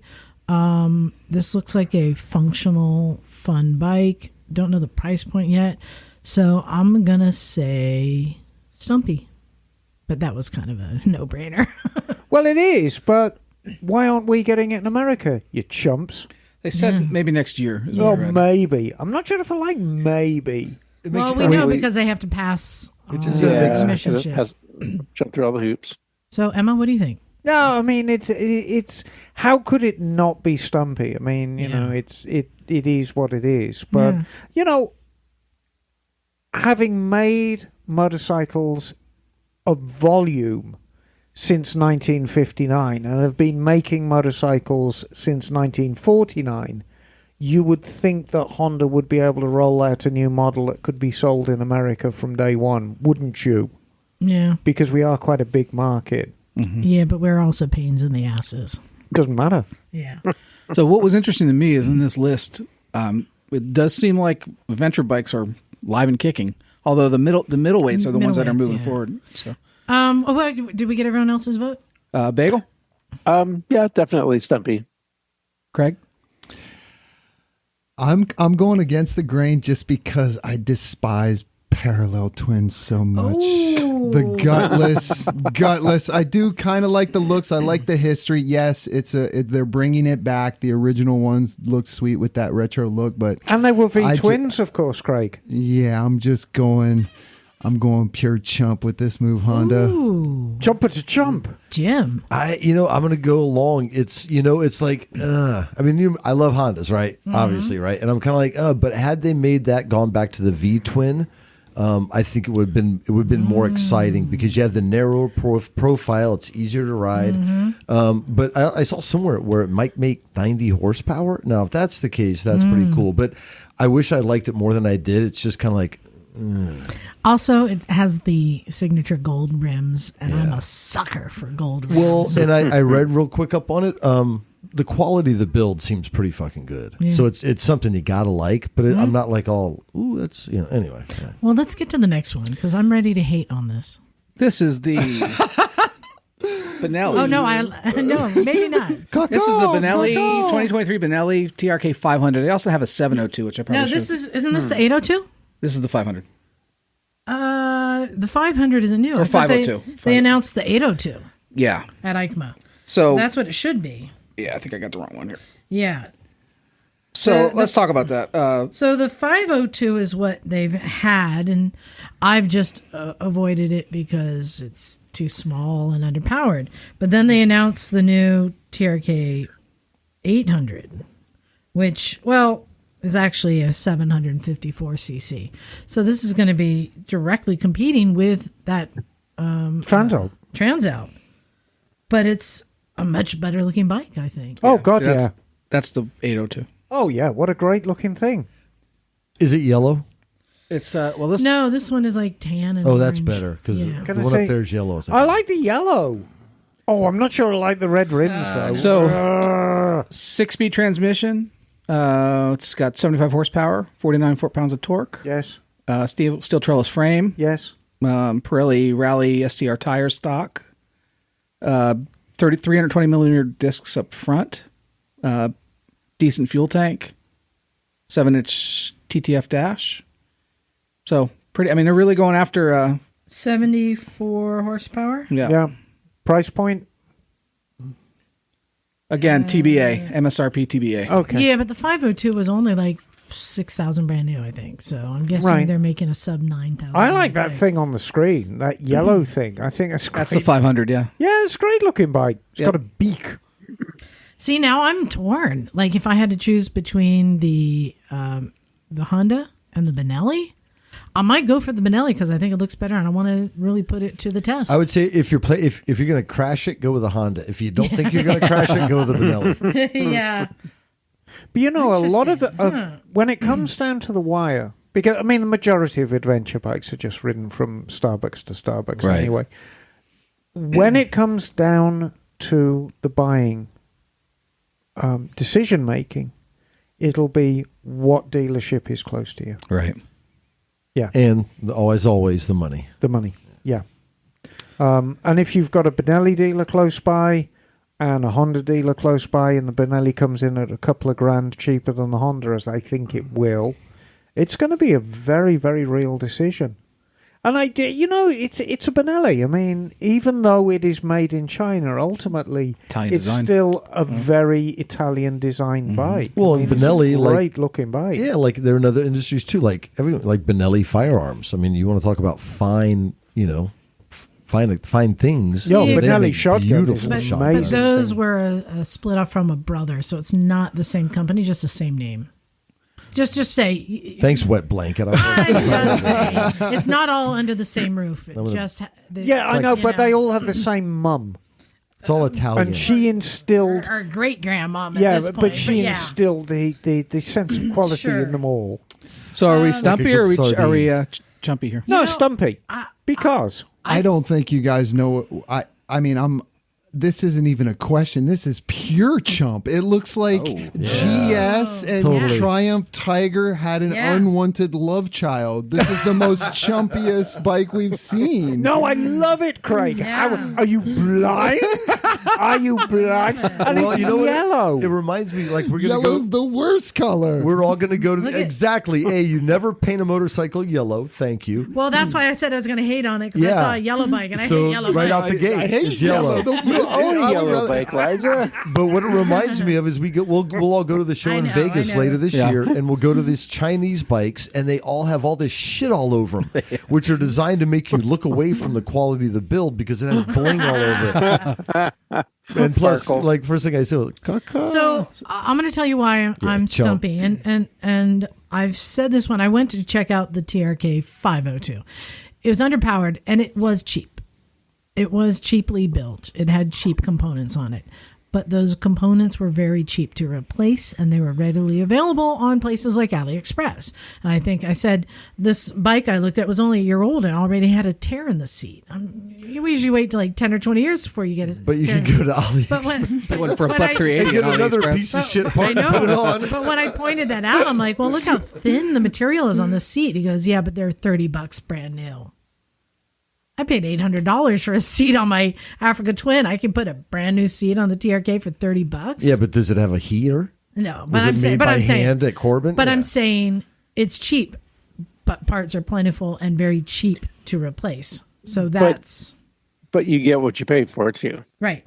So that's why I'm Stumpy. Oh, Jim, are you Stumpy or Chumpy? Oh, it's chumpy as fuck. Yeah. Did Bagel vote? Bagel? I'm going to go with Chumpy. Wow. This bike doesn't do anything for me. Okay. I'm sorry. All right. Well, since we're in the yellow bike vein, here's another one. Oh. This is the brand new Suzuki V-Strom 800 DE. So a couple things about it. It's a parallel twin for you, Craig. 83.1 horsepower. So interesting. It's got a G-spot. So on top of the hard stump. on top of an that. electronic suite that matches the Armory, the D gets an additional G mode. Sorry about that. I got a G button on my Africa Twin. It stands for gravel, by the way. That's what's on my Africa Twin. But every time I hit the G button, I yelp. So 21-inch front wheel, which is a big deal for riding in dirt. Okay. What they said is they really want this to be capable in the dirt. And that 21-inch front wheel means it's real. Yep. So huge tank, 5.3 gallon tank. It gets 64 miles to a gallon, so that's 330 mile range. There you go. It splits the difference between the wee Strom and the big Strom. So what size is it? 800. Okay. So we've got this is a sweet spot that they're hitting these mid-size I'm going to chump it, and I'll tell you why I'm going to chump it, because I think It's a Suzuki. I can't believe it. What? Yeah. Choose your words wisely, woman. And it has gold rims. And it's yellow and almost purple. I know, and everybody knows. I'm going to take my shoe off. Yeah, bleed Suzuki. But what a missed opportunity. All they've basically done is they've said, okay, the Tenere 700's great, the Transalp's going to be great, let's make the same bike. Yeah. They had a very capable V-twin. They had a very capable larger V-twin. Why on earth didn't they make an 800 V-twin? That was my question. Why is it all... Why? Because I agree with Quake. The Africa Twin, Parallel Twin, it does not do anything really for you. They're basically... They've had a missed opportunity. Triumph are really the market leaders in the middleweight with the Tiger 800 and the Tiger 9s, which are incredible bikes. And they stand alone because they're three-cylinder bikes. So why just build this to kowtow to every other Japanese manufacturer? They had a really good opportunity to enlarge. And, I may be selling them short. There may be a reason why they can't enlarge the SV650 engine to 800. But wouldn't that have made a great bike? Because that is one of the greatest engines ever to come out of Japan. That SV650 and the DL650 engine, and just giving it a little more power, that would have been brilliant. But it is getting long in the tooth. I mean, it's over 23 years old now, that engine, so maybe it's at the end of its life. But fuck me, why didn't you make it a V-twin? That would have been great. Yeah. I'm going to say Chump just because I can't stand the colors. Well, it's not the only color available. I know, but I'm just saying they chose to put out those colors, which it's very 90s. They were close, very 90s. they were close. No. Well, I'll throw this out just for counterpoint. So I know a guy where I got my Suzuki from. He's got the Suzuki, the big V-Strom, whatever we call that one. Yes. And the new one. And this guy used to do the flat track thing back in the days, older now. He loves that bike. He says this V-Strom 1000 he has with all the modern stuff, he goes, it's fast as fury, it's easy and fun to ride. So I've not ridden one, but apparently the new V-Stroms are a lot of fun to ride. I rented the V-Strom 1000 on the Isle of Man with my dad, and that's a different topic. The V-Strom was actually pretty good. It was surprising, and this one I like where Suzuki's head was at, joining the market. Whether they're not the first ones to do it, but I feel like this is a Me Too bike. It is. Me too. And that as well as that power plant, I have to go Chump. Yeah. Bagel. Again, I'm going to go Chump. It doesn't really do much for me. Yeah, sorry, Suzuki. I think they're just trying to play catch up. They're not leading the market. Yeah, I think Emma nailed it. It was a missed opportunity to do something really cool. Yeah. Absolutely breaks my heart because, it wasn't that long ago. Everyone looked to Suzuki. I mean, Well, it almost looks like the last bike we looked at. right, It's exactly. similar, yeah. You're right. I love the trellis frame and all. Anyway, yeah. I'm like, Okay, moving on. Okay, this one is interesting. Honda CL500 Scrambler. Yeah. So low seat height, 31.1 inches. Relatively light, is 423 pounds. So Emma, 1917 in the wheels, ABS, 310 millimeter front disc. if I'm mistaken, Emma, About $7,100.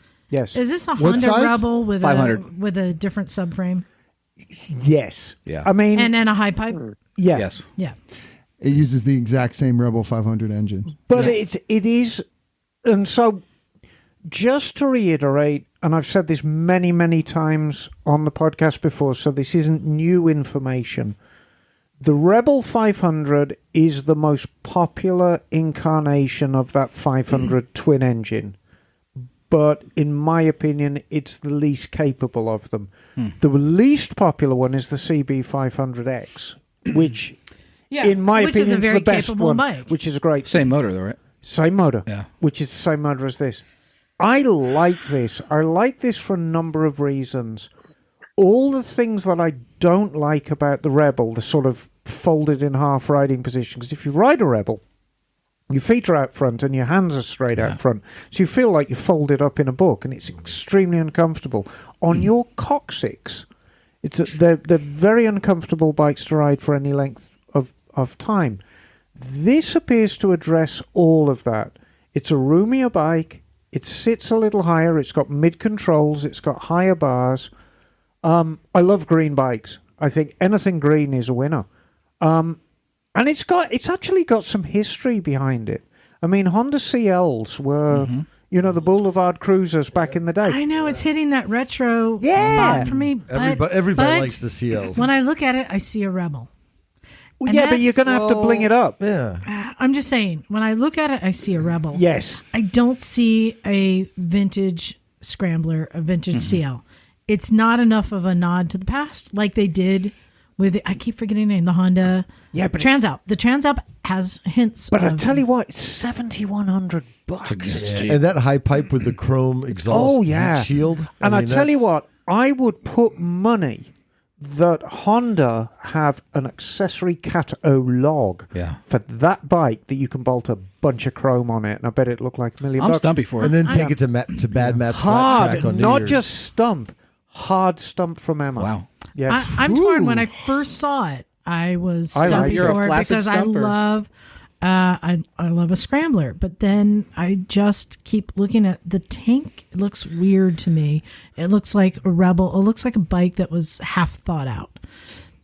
Can I be a soft? I'm gonna be a soft stump because I think that there's a market that it will fill for people who want a 500cc bike, and it has interesting better than a styling. Rebel. Better than a Rebel. Craig, what do you think? I towed the line for the entire time we were staring at it, but in the end, I have a thing for high pipes, so I'm going Stumpy. Nice. Right. And for a parallel twin, I know. Suck it up, soldier. It was tough for me. Suck it up, The soldier. high pipes overcome, though. Jim, what do you say?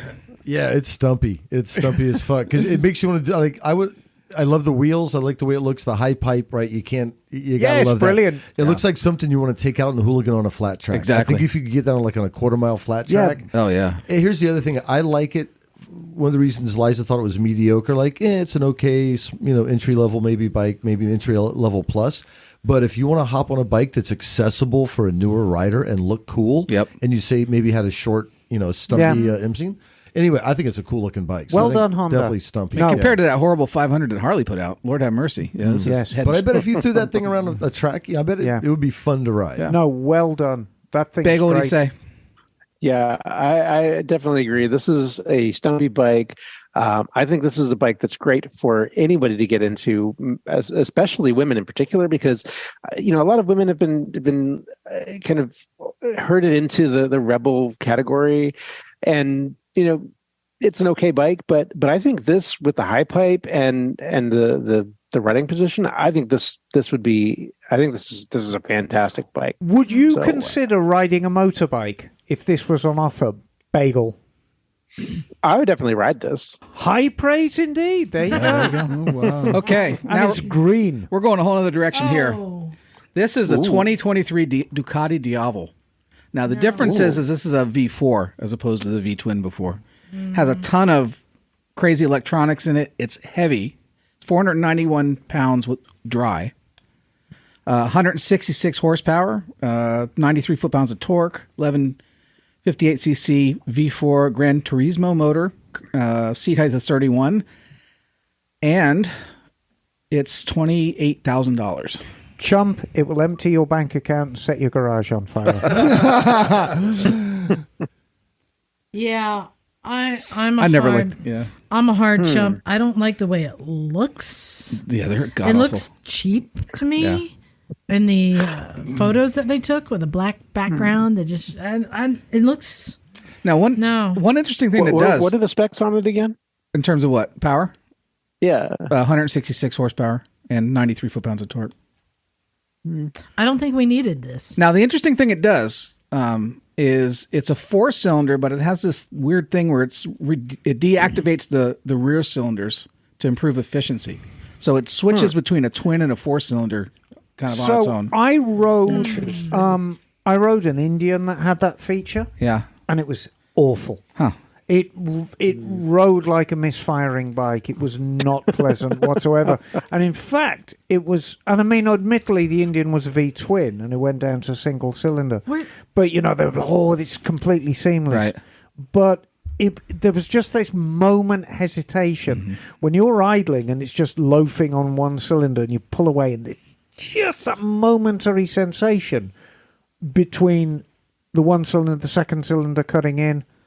Is that for emissions, to pass emissions, or just economy emissions, whatever? Yeah. But it was not pleasant, and it's going to be even less pleasant on a V4 running on the two front cylinders. Right. No. It does nothing for me.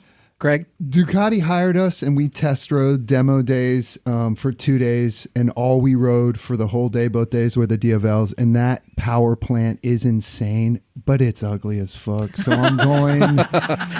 I am going solid, semi-hard chump. Yeah. Right.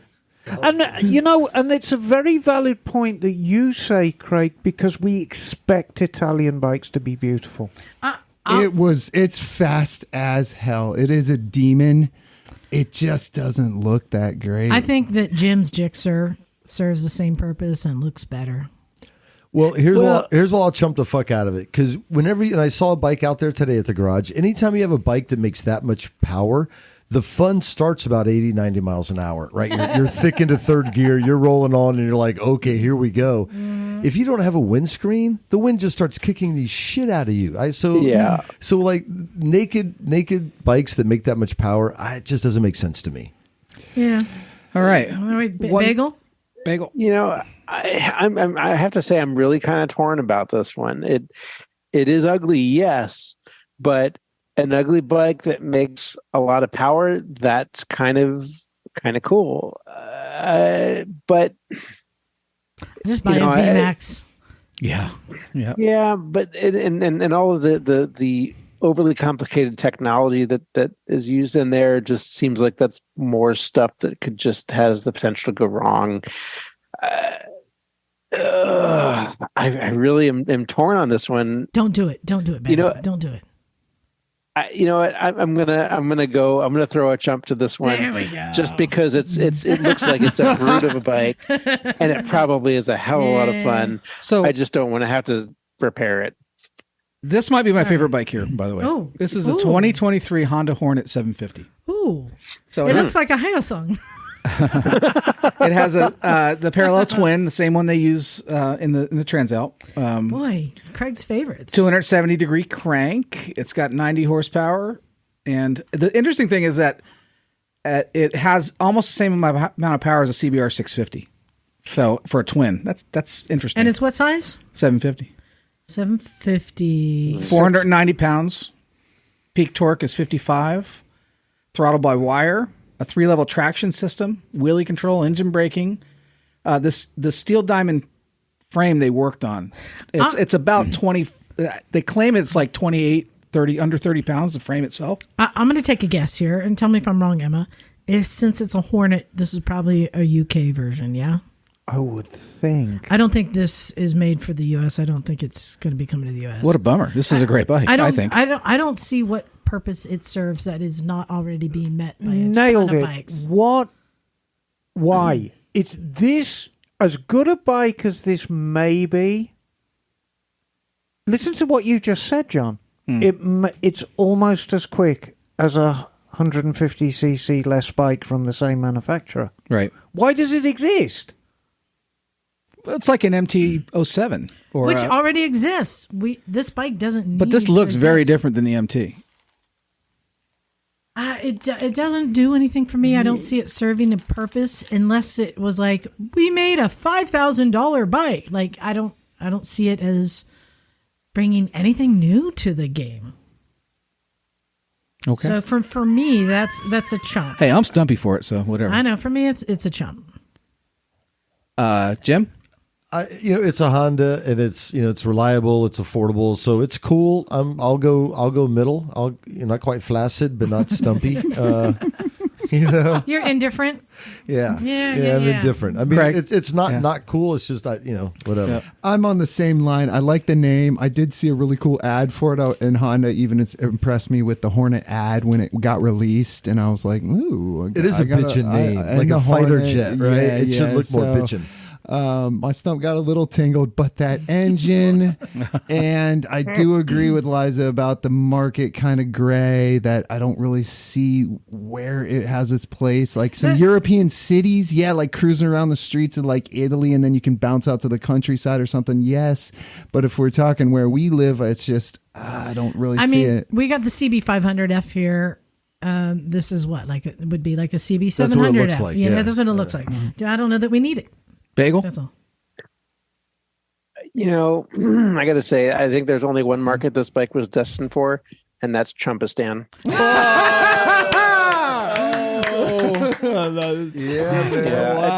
job, Bagel. It doesn't seem like it does anything for me. I mean, it's a bike. Yeah. What else can I say? Yeah. Emma, you're Chumpy on this one or Stumpy? Oh, I'm absolutely chumpy on it right. because I agree with you, John, that it may be a good bike, but I don't see why it exists. Yeah. All right. There's one here too. Sorry, moving on. Last one. We didn't get the picture in the PowerPoint, so I can't do it. Sure. The Indian FTR Sport. So I thought I had it in there. no, you got this one instead. Oh, that's what you sent me now? I don't know, maybe I did. Yeah, okay. But whatever. So Indian FTR Sport. Let me see if that's it. Nope. It's 1200 cc, 60-degree V twin, 6-speed, chain drive, 120 horsepower, 87 foot-pounds of torque. Mikuni throttle bodies, suspension, Right. great suspension. Yeah. 17 on the tires. All the things. Yeah. So dry weight is 42. Yes. And there's three levels. There's the base, the sport, right. and the carbon level. Right. Beautiful motorcycle. Yeah. Deep, hard stump. Yes. No explanation needed. Yeah. I mean, It has everything. it's an Indian. Yeah. Stump all the way. Yeah. Yeah, I'm going to agree. It's good looking, and I like it when Indian goes sporty. You know? Oh, me too. I Me like too. it I when like they it go so. sporty. Yes, the I like flat this track this pedigree, crossover, you know? those high pipes, Yeah. the high seat Yeah. height, That's what Harley should be doing. the What's it- gold anodized forks. What's it called? The Indian FTR FTR Sport. Yeah. I love them too. Ever since I saw them, the only downside is if you're a little on the taller side. I sat on one of those and I looked My like a giant. Why don't you grow? No, it was Says the that bike 6'7" was guy. small. I tell you what. But I love the bike. That's the a bike 1200. is beautiful. That might be the most beautiful thing I'll tell you what that looks like to me. That looks like it's got the same stance as an Arch Oh. Yeah, for similar. a fraction of the money. God, that's a good looking bike. Oh my God. That thing looks like it is going to beat you up and defend your kids. So what do you think? It does. What's the torque? The Sinister. torque thing like on this, Emma? The torque like, curve? Yeah, what's the torque curve like on this bike? Because it makes 120 horsepower, which is a lot, but it's not a ton.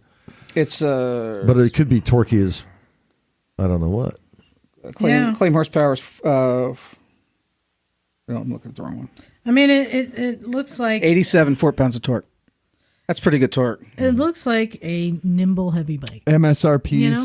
just under 16,000. Well, the low level one is 13.4, the mid is 15.7, and the high is 17.2. But it would be like if you wanted a cool bike to ride somewhere to look cool on, there's your bike. Yeah.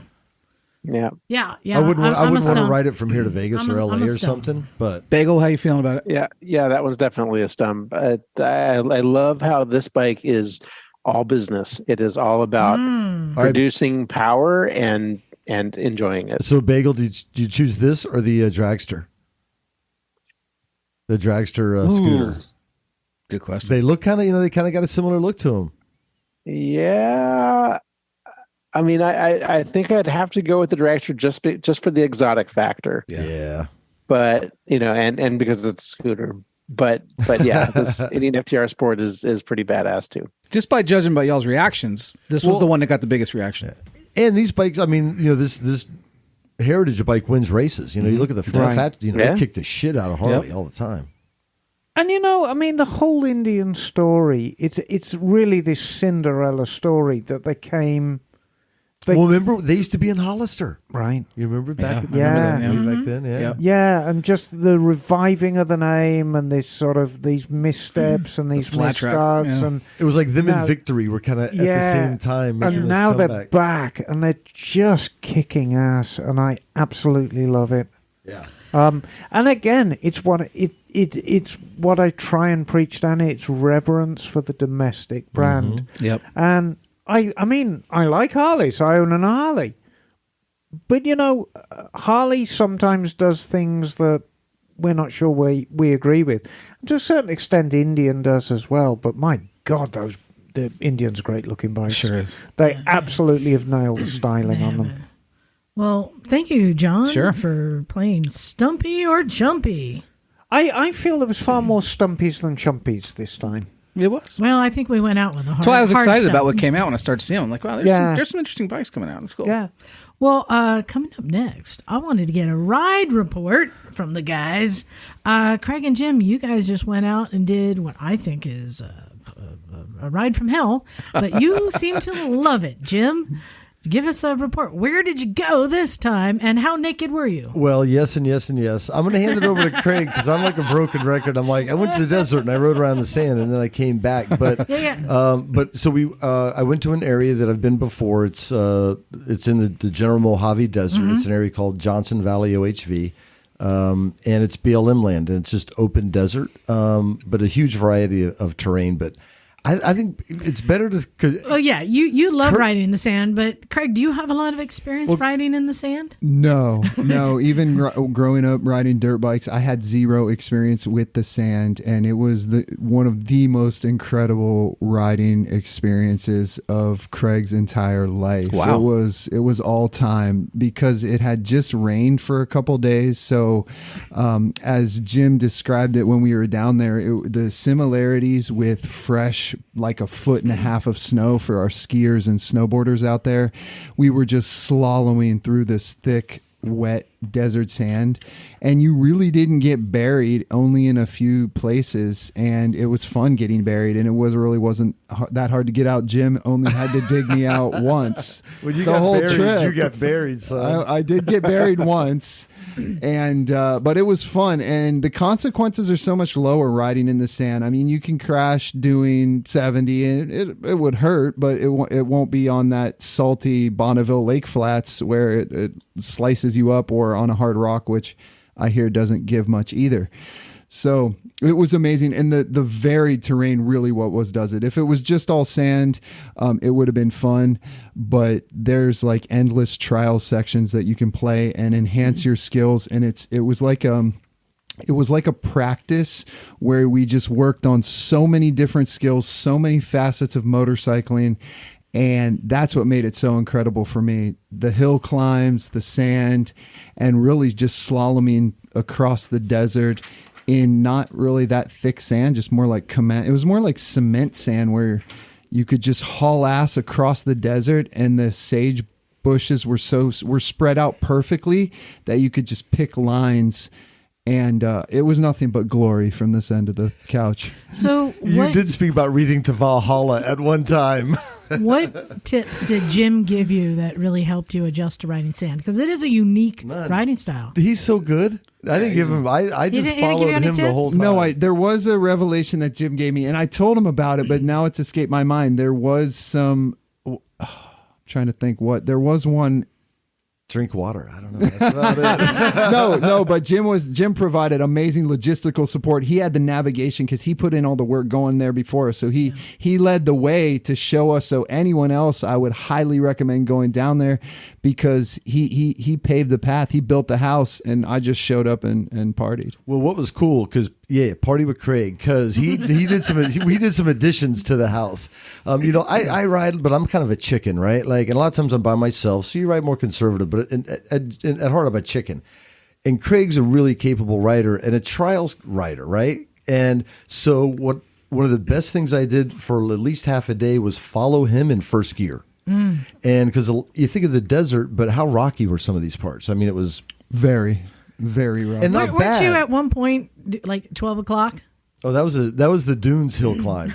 And he's riding on a ball dirt bike tire. Like the knobby in the back is maybe an eighth of an inch. Yeah, he called me about an hour before he was due to leave and said, "Oh, you got a tire and tube?" And I'm like, "Yeah, but I haven't got time to fit them." And he's like, "Okay, I got a flat leaving the garage, packed up. I had everything loaded. I noticed it was flat in the bed of the truck with all the stuff for the Mojave, and I was like, oh shit. But you know what? Craig rolled up hard on Wednesday. I was stoked too because Tuesday night I went down saw the there. video. He was hauling. Oh well, Tuesday night it was like I was on Mount Everest. The rain came in, the winds were just ripping. The tent was getting pounded. And then Craig rolled in. It was kind of breezy when you came in that first day, and then the weather was stellar. Just beautiful. Yeah, the videos, the sky was the most amazing dark blue. It was wonderful. And we both lost a certain virginity on the trip. What? Mm-hmm. Oh, we need to hear about this. I know. It was outside the tent too. Yes. It was riding in the dunes. Sand dunes. Yeah, Craig. Are you going to share? Let's let Craig share. It was the most amazing connection between the tire and the surface I had ever experienced. I mean, and I've been in a lot of terrain. It was motosexual heaven, riding in sand dunes, hauling ass, these banked curves of sand dunes just piled up. It was amazing, and no one was there for a little while. It wasn't like Pismo where you're worried about an ATV coming over and like smashing you in the face.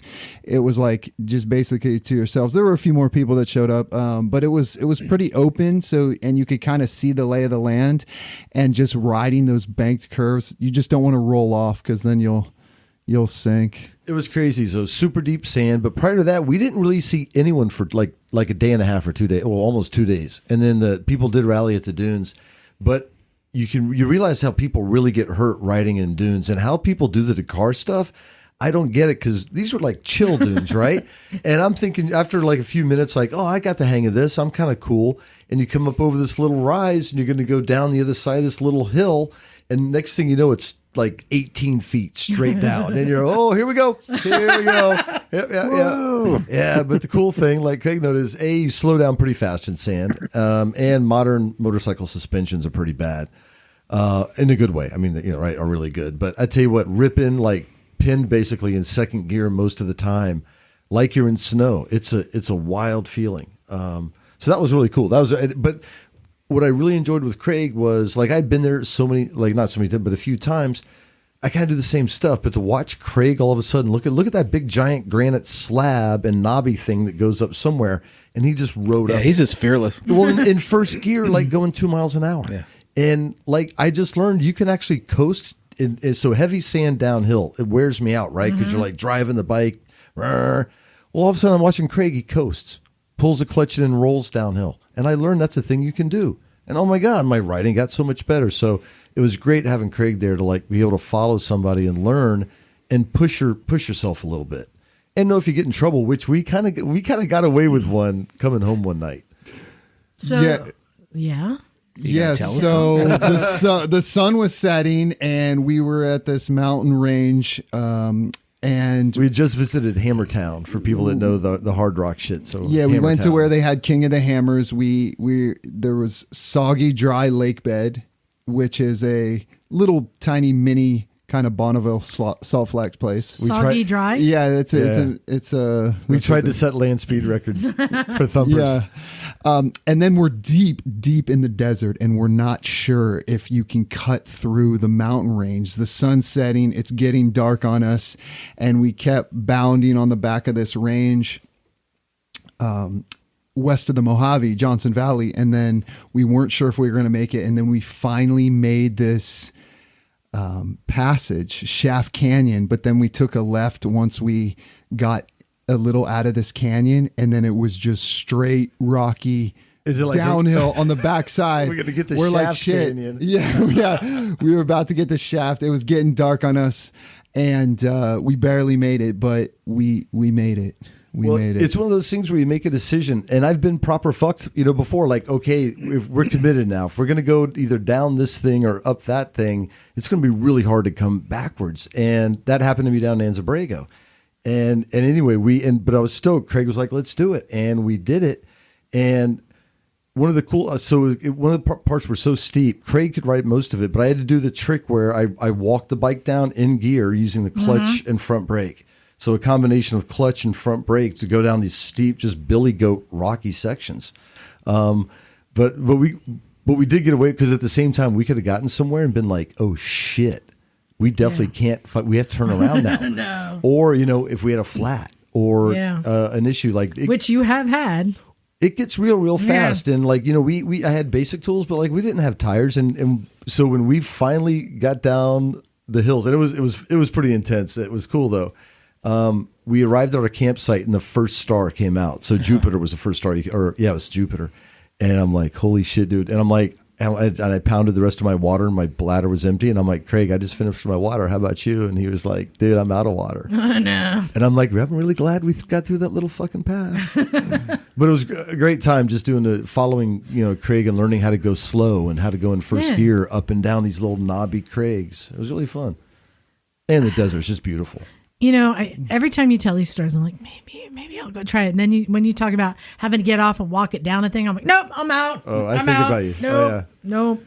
Or just endlessly deep sand. Yeah. Yeah, I don't know. And for you, nothing would be worse if you'd be out there and your knees would give out, and Oh no, we just tie a rope around her leg and drag her back. We had some toe straps. We just oh god. No, I can't walk on uneven surfaces because of my knees. So that's why when you say that, I'm like, nope, nope. That to me is my kryptonite. But hey, man, I keep saying, Jim, you need to come to Pakistan because I actually ripped in the desert in Pakistan. I know hit this stuff hard in Pakistan. I've seen you do it.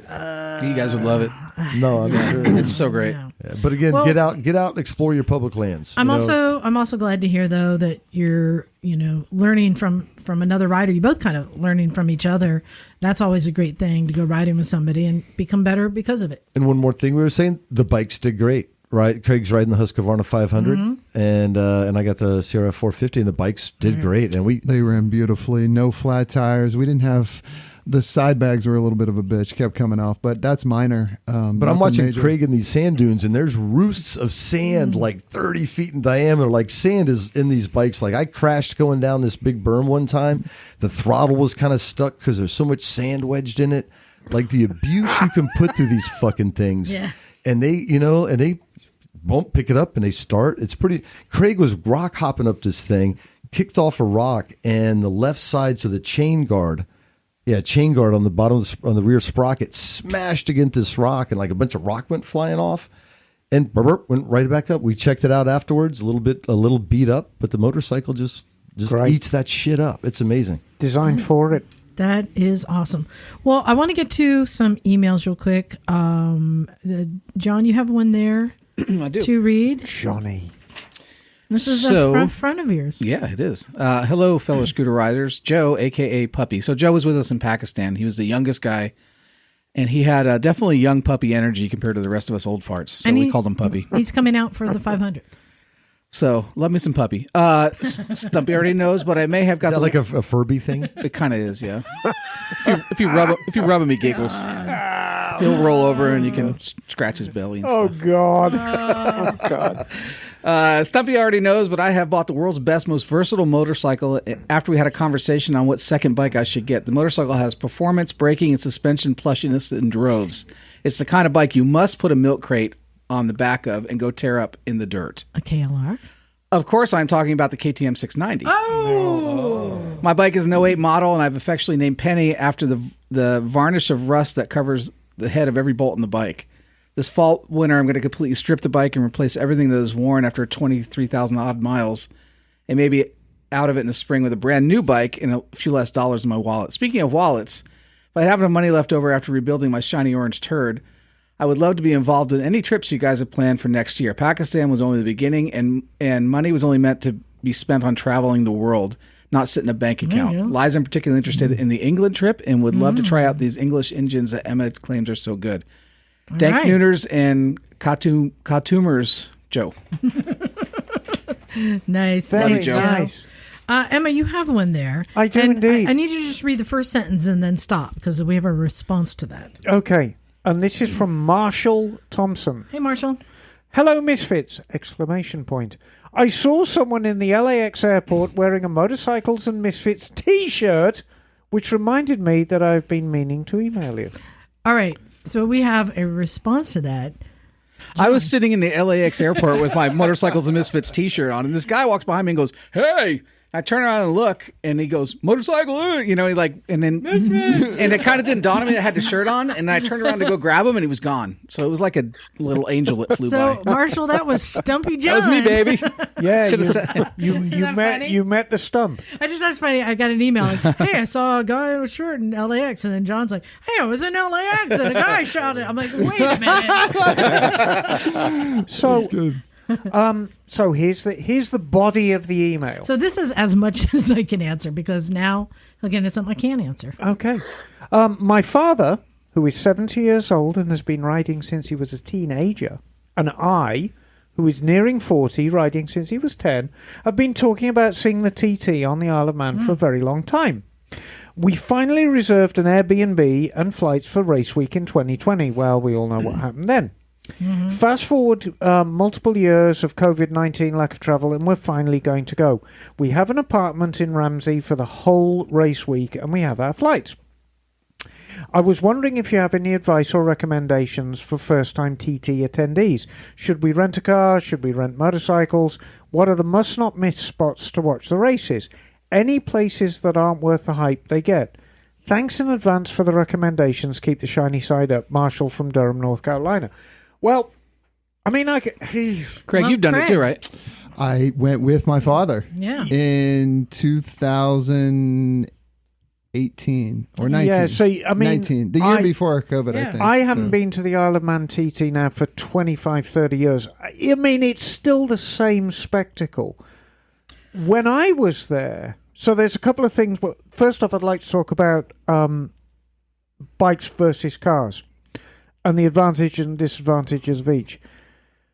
There are motorcycles everywhere. Mm-hmm. And I mean everywhere. There are more motorcycles than you've ever seen in your life, crammed on a very, very short, small space. If you are renting or borrowing a motorcycle, it can be a little intimidating because people ride very, very fast, very, very close. And, of course, it's on a different side of the road to America. A car, in a lot of ways, is a good idea, but wherever you go, you're going to have problems finding somewhere to put it because every parking spot is going to be filled with motorcycles. So you have to bear that in mind. The fact that you're in Ramsey is great. When I used to go, we always used to end up at the start and the finish. And I love the start because everyone's jostling for position. The noise of the bikes is great. The energy is great when they come off the start. So really, for you, that would be Bray Hill. You want to be around that area. But really, anywhere is great. Anywhere you find yourself on that course, and I'm sure you found this as well, Craig, the sensation of these bikes going past inches from you at 200 miles an hour. It's the first time you experience it, you're like, oh my God, there's nothing like it. It's really loud and very violent, and it's a complete unique experience in motorcycling and just the whole spectacle of the Isle of Man. And I've actually heard that in some cases a bicycle is a better vehicle to have. Well, there's a lot to be said for just staying in Ramsey and just moving about. You want a motorcycle, 100%. You want to rent it because you can ride the course, you can rent them. But the problem is you got to get them a year in advance. So I reserved them, and I think he said there was only a couple left, and it was literally a little over a year from the guy's name. He had a Triumph shop on the Isle of Man. Oh, I can't remember. If I did a little bit digging, I could find you the rental. Right. I think there's only a couple that rent them. I'm sure you can just Google them. Marshall might not have access to a bike even if he wants one. It's true. You do kind of have to plan well in advance. So what's your other option if you don't? Can you take an Uber or something or what? I mean, you can get around the island. Okay. Pretty easily. Like a bus or something? Yeah, you take a bus, take a taxi, okay. And I mean, not all the roads are closed, but there's so much going on everywhere. Well, and it's also my understanding that a house and the ferry are the two things that you need to plan ahead and have secured, or forget about It it? was very challenging. I was even over a year before and was still feeling behind the curve. I should have did it more like 18 months. There were very few. There was only one place left in all of Ramsey that I could find over a year. It was a little bed and breakfast. I wish, but it was great. But you want to see so many different places. That's why I would recommend the motorcycle if you could get it. Because if you're locked in, car is a pain in the ass. It's a big enough island where a bicycle is. You can ride around the town, Ramsey, but there's so many different places, and you don't have to overwhelm yourself because there are so many vantage points to see it. The bottom of Bray Hill is where we were part of the time, and it was incredible. We also were on the Sulby Strait, and there was a beautiful little pub there where with some deep locals where you can just hang out at the pub, and got rained out. And it was, some little fish and chip shops, and a single event. I always enjoyed the Ramsey Sprint. I always think the Ramsey Sprint is always worth seeing because just these things you see throwing down the street. It's amazing. It's like a drag race. Is it a drag race? It's basically a drag race on. All right. Well, there you go. We're going over time, but we have one more email, and it's very important. Bagel, do you have that email there to read? I do. Because this is somebody who needs our help. So I want to make sure we get to this. Okay. And this is an email from Bronson Camilleri. Hey, Bronson. Bronson writes, "Hey, guys. G'day from Melbourne, Australia. Oh, g'day, Bronson. About 6 weeks ago, I was in a pretty nasty crash. Oh, bloody hell. Someone came out of a side street without warning and hit me head on. Both of us traveling around 80 kph, 50 miles per hour. I was airlifted to hospital, was unconscious for a little bit, had a nasty cut on my chin, 6 cracked ribs, and some other breaks requiring surgery on my ankle, forearm, and shoulder. Don't know how much worse it could have been if I hadn't been wearing all the gear. Hadn't been wearing all my gear. Still have some recovery to go and one more surgery to come in a couple of months. But when I'm capable again, I plan to get back on a bike again and ride because I love it so much. My question is, how do I handle all the people telling me not to? Yeah. I have family and friends telling me to give it up, saying this should be a wake-up call on how dangerous it is, no matter how good or sensible of a rider I am, because of all the things you can't control, like other people on the road, and I would be stupid to get back on. Even my wife doesn't want me to get back on, who was hesitant with me riding in the first place, but she knows she can't stop me, but I know she really doesn't want me to because she's scared of losing me. Not sure what to say to these people. Thanks, guys. Bronson from Melbourne." And I want to point out, he sent us some pictures of his bike. This is looks like a Kawasaki Vulcan 650. 650S, and it's completely missing the front end. No, it's there. It is that gone. front wheel is pushed underneath. in. The axle is at the frame. Yes, you're lucky to be The front still with wheel was right. like. I tell you what, obliterated. I'm not going to address this now because I think rather than rush through it, because we're already over time, I would like to devote the first part of next week's show to actually talking about this. Yeah, because and I think this really is does too important a subject just to rush through. And I don't think we would be doing Bronson or his family a favour by just saying blah, blah, blah and giving a few sound bites and saying, we're out of here, cool, cool. It's a very real subject. It affects us all. Every single one of us in this room, every single one of us listening has a relative, a friend, a loved one who wants us to give up motorcycling. But I think it could be handled simply. A really good life insurance policy. Well, No, there's more than that. though. there's a lot more I'm than kidding. that, and it's a very, very serious subject. Yeah. So I would like to broach this next week and devote a little bit more than 5 minutes to it. Yeah, it sounds like he's not in a rush. Yeah, I was going to say he's going nowhere for a week. But I'm glad you're making a recovery, Bronson. But I will say this, you're making absolutely the right decision because it is the right decision for you. So if you want to get back on a bike, good on you. and we'll do everything we can to help you along that path. But it is a subject we need to talk about at length, and we will do so next week. Yeah. All right, Bronson, stay tuned. We're going to get back to that next Part week. 2 next week. Quick update. I got a call from Industrial Moto. My sidecar was built for the Benelli. Oh, God. And I love this about them. They said the sidecar comes in a Kawasaki green because they make it for the Z125. But they said, but the Benelli has a really nice green. It wasn't an exact match, so we sent it out the powder coaters to be exactly matched. Nice. I'm like, that's a nice cool. detail. Mm-hmm. So it's coming back from the powder coaters this week, and it's going to be all reassembled and ready to go. And it's, I think, going to be delivered to Phil sometime next month. So, And that's where it's going to live. yes, Phil, I hope that's okay. Does he know? He does now. Are you paying for winter storage, Liza? But I give you permission to do She is stupid now. things with it. I give you full permission, Phil. I think it would be a fun snow or ice bike for Sleepy's pond. Ooh, yeah. how I old? give you permission. Right? Fair enough. Yeah, Do I you know. give him That sounds permission like to a put fair trade. standardized tires on it?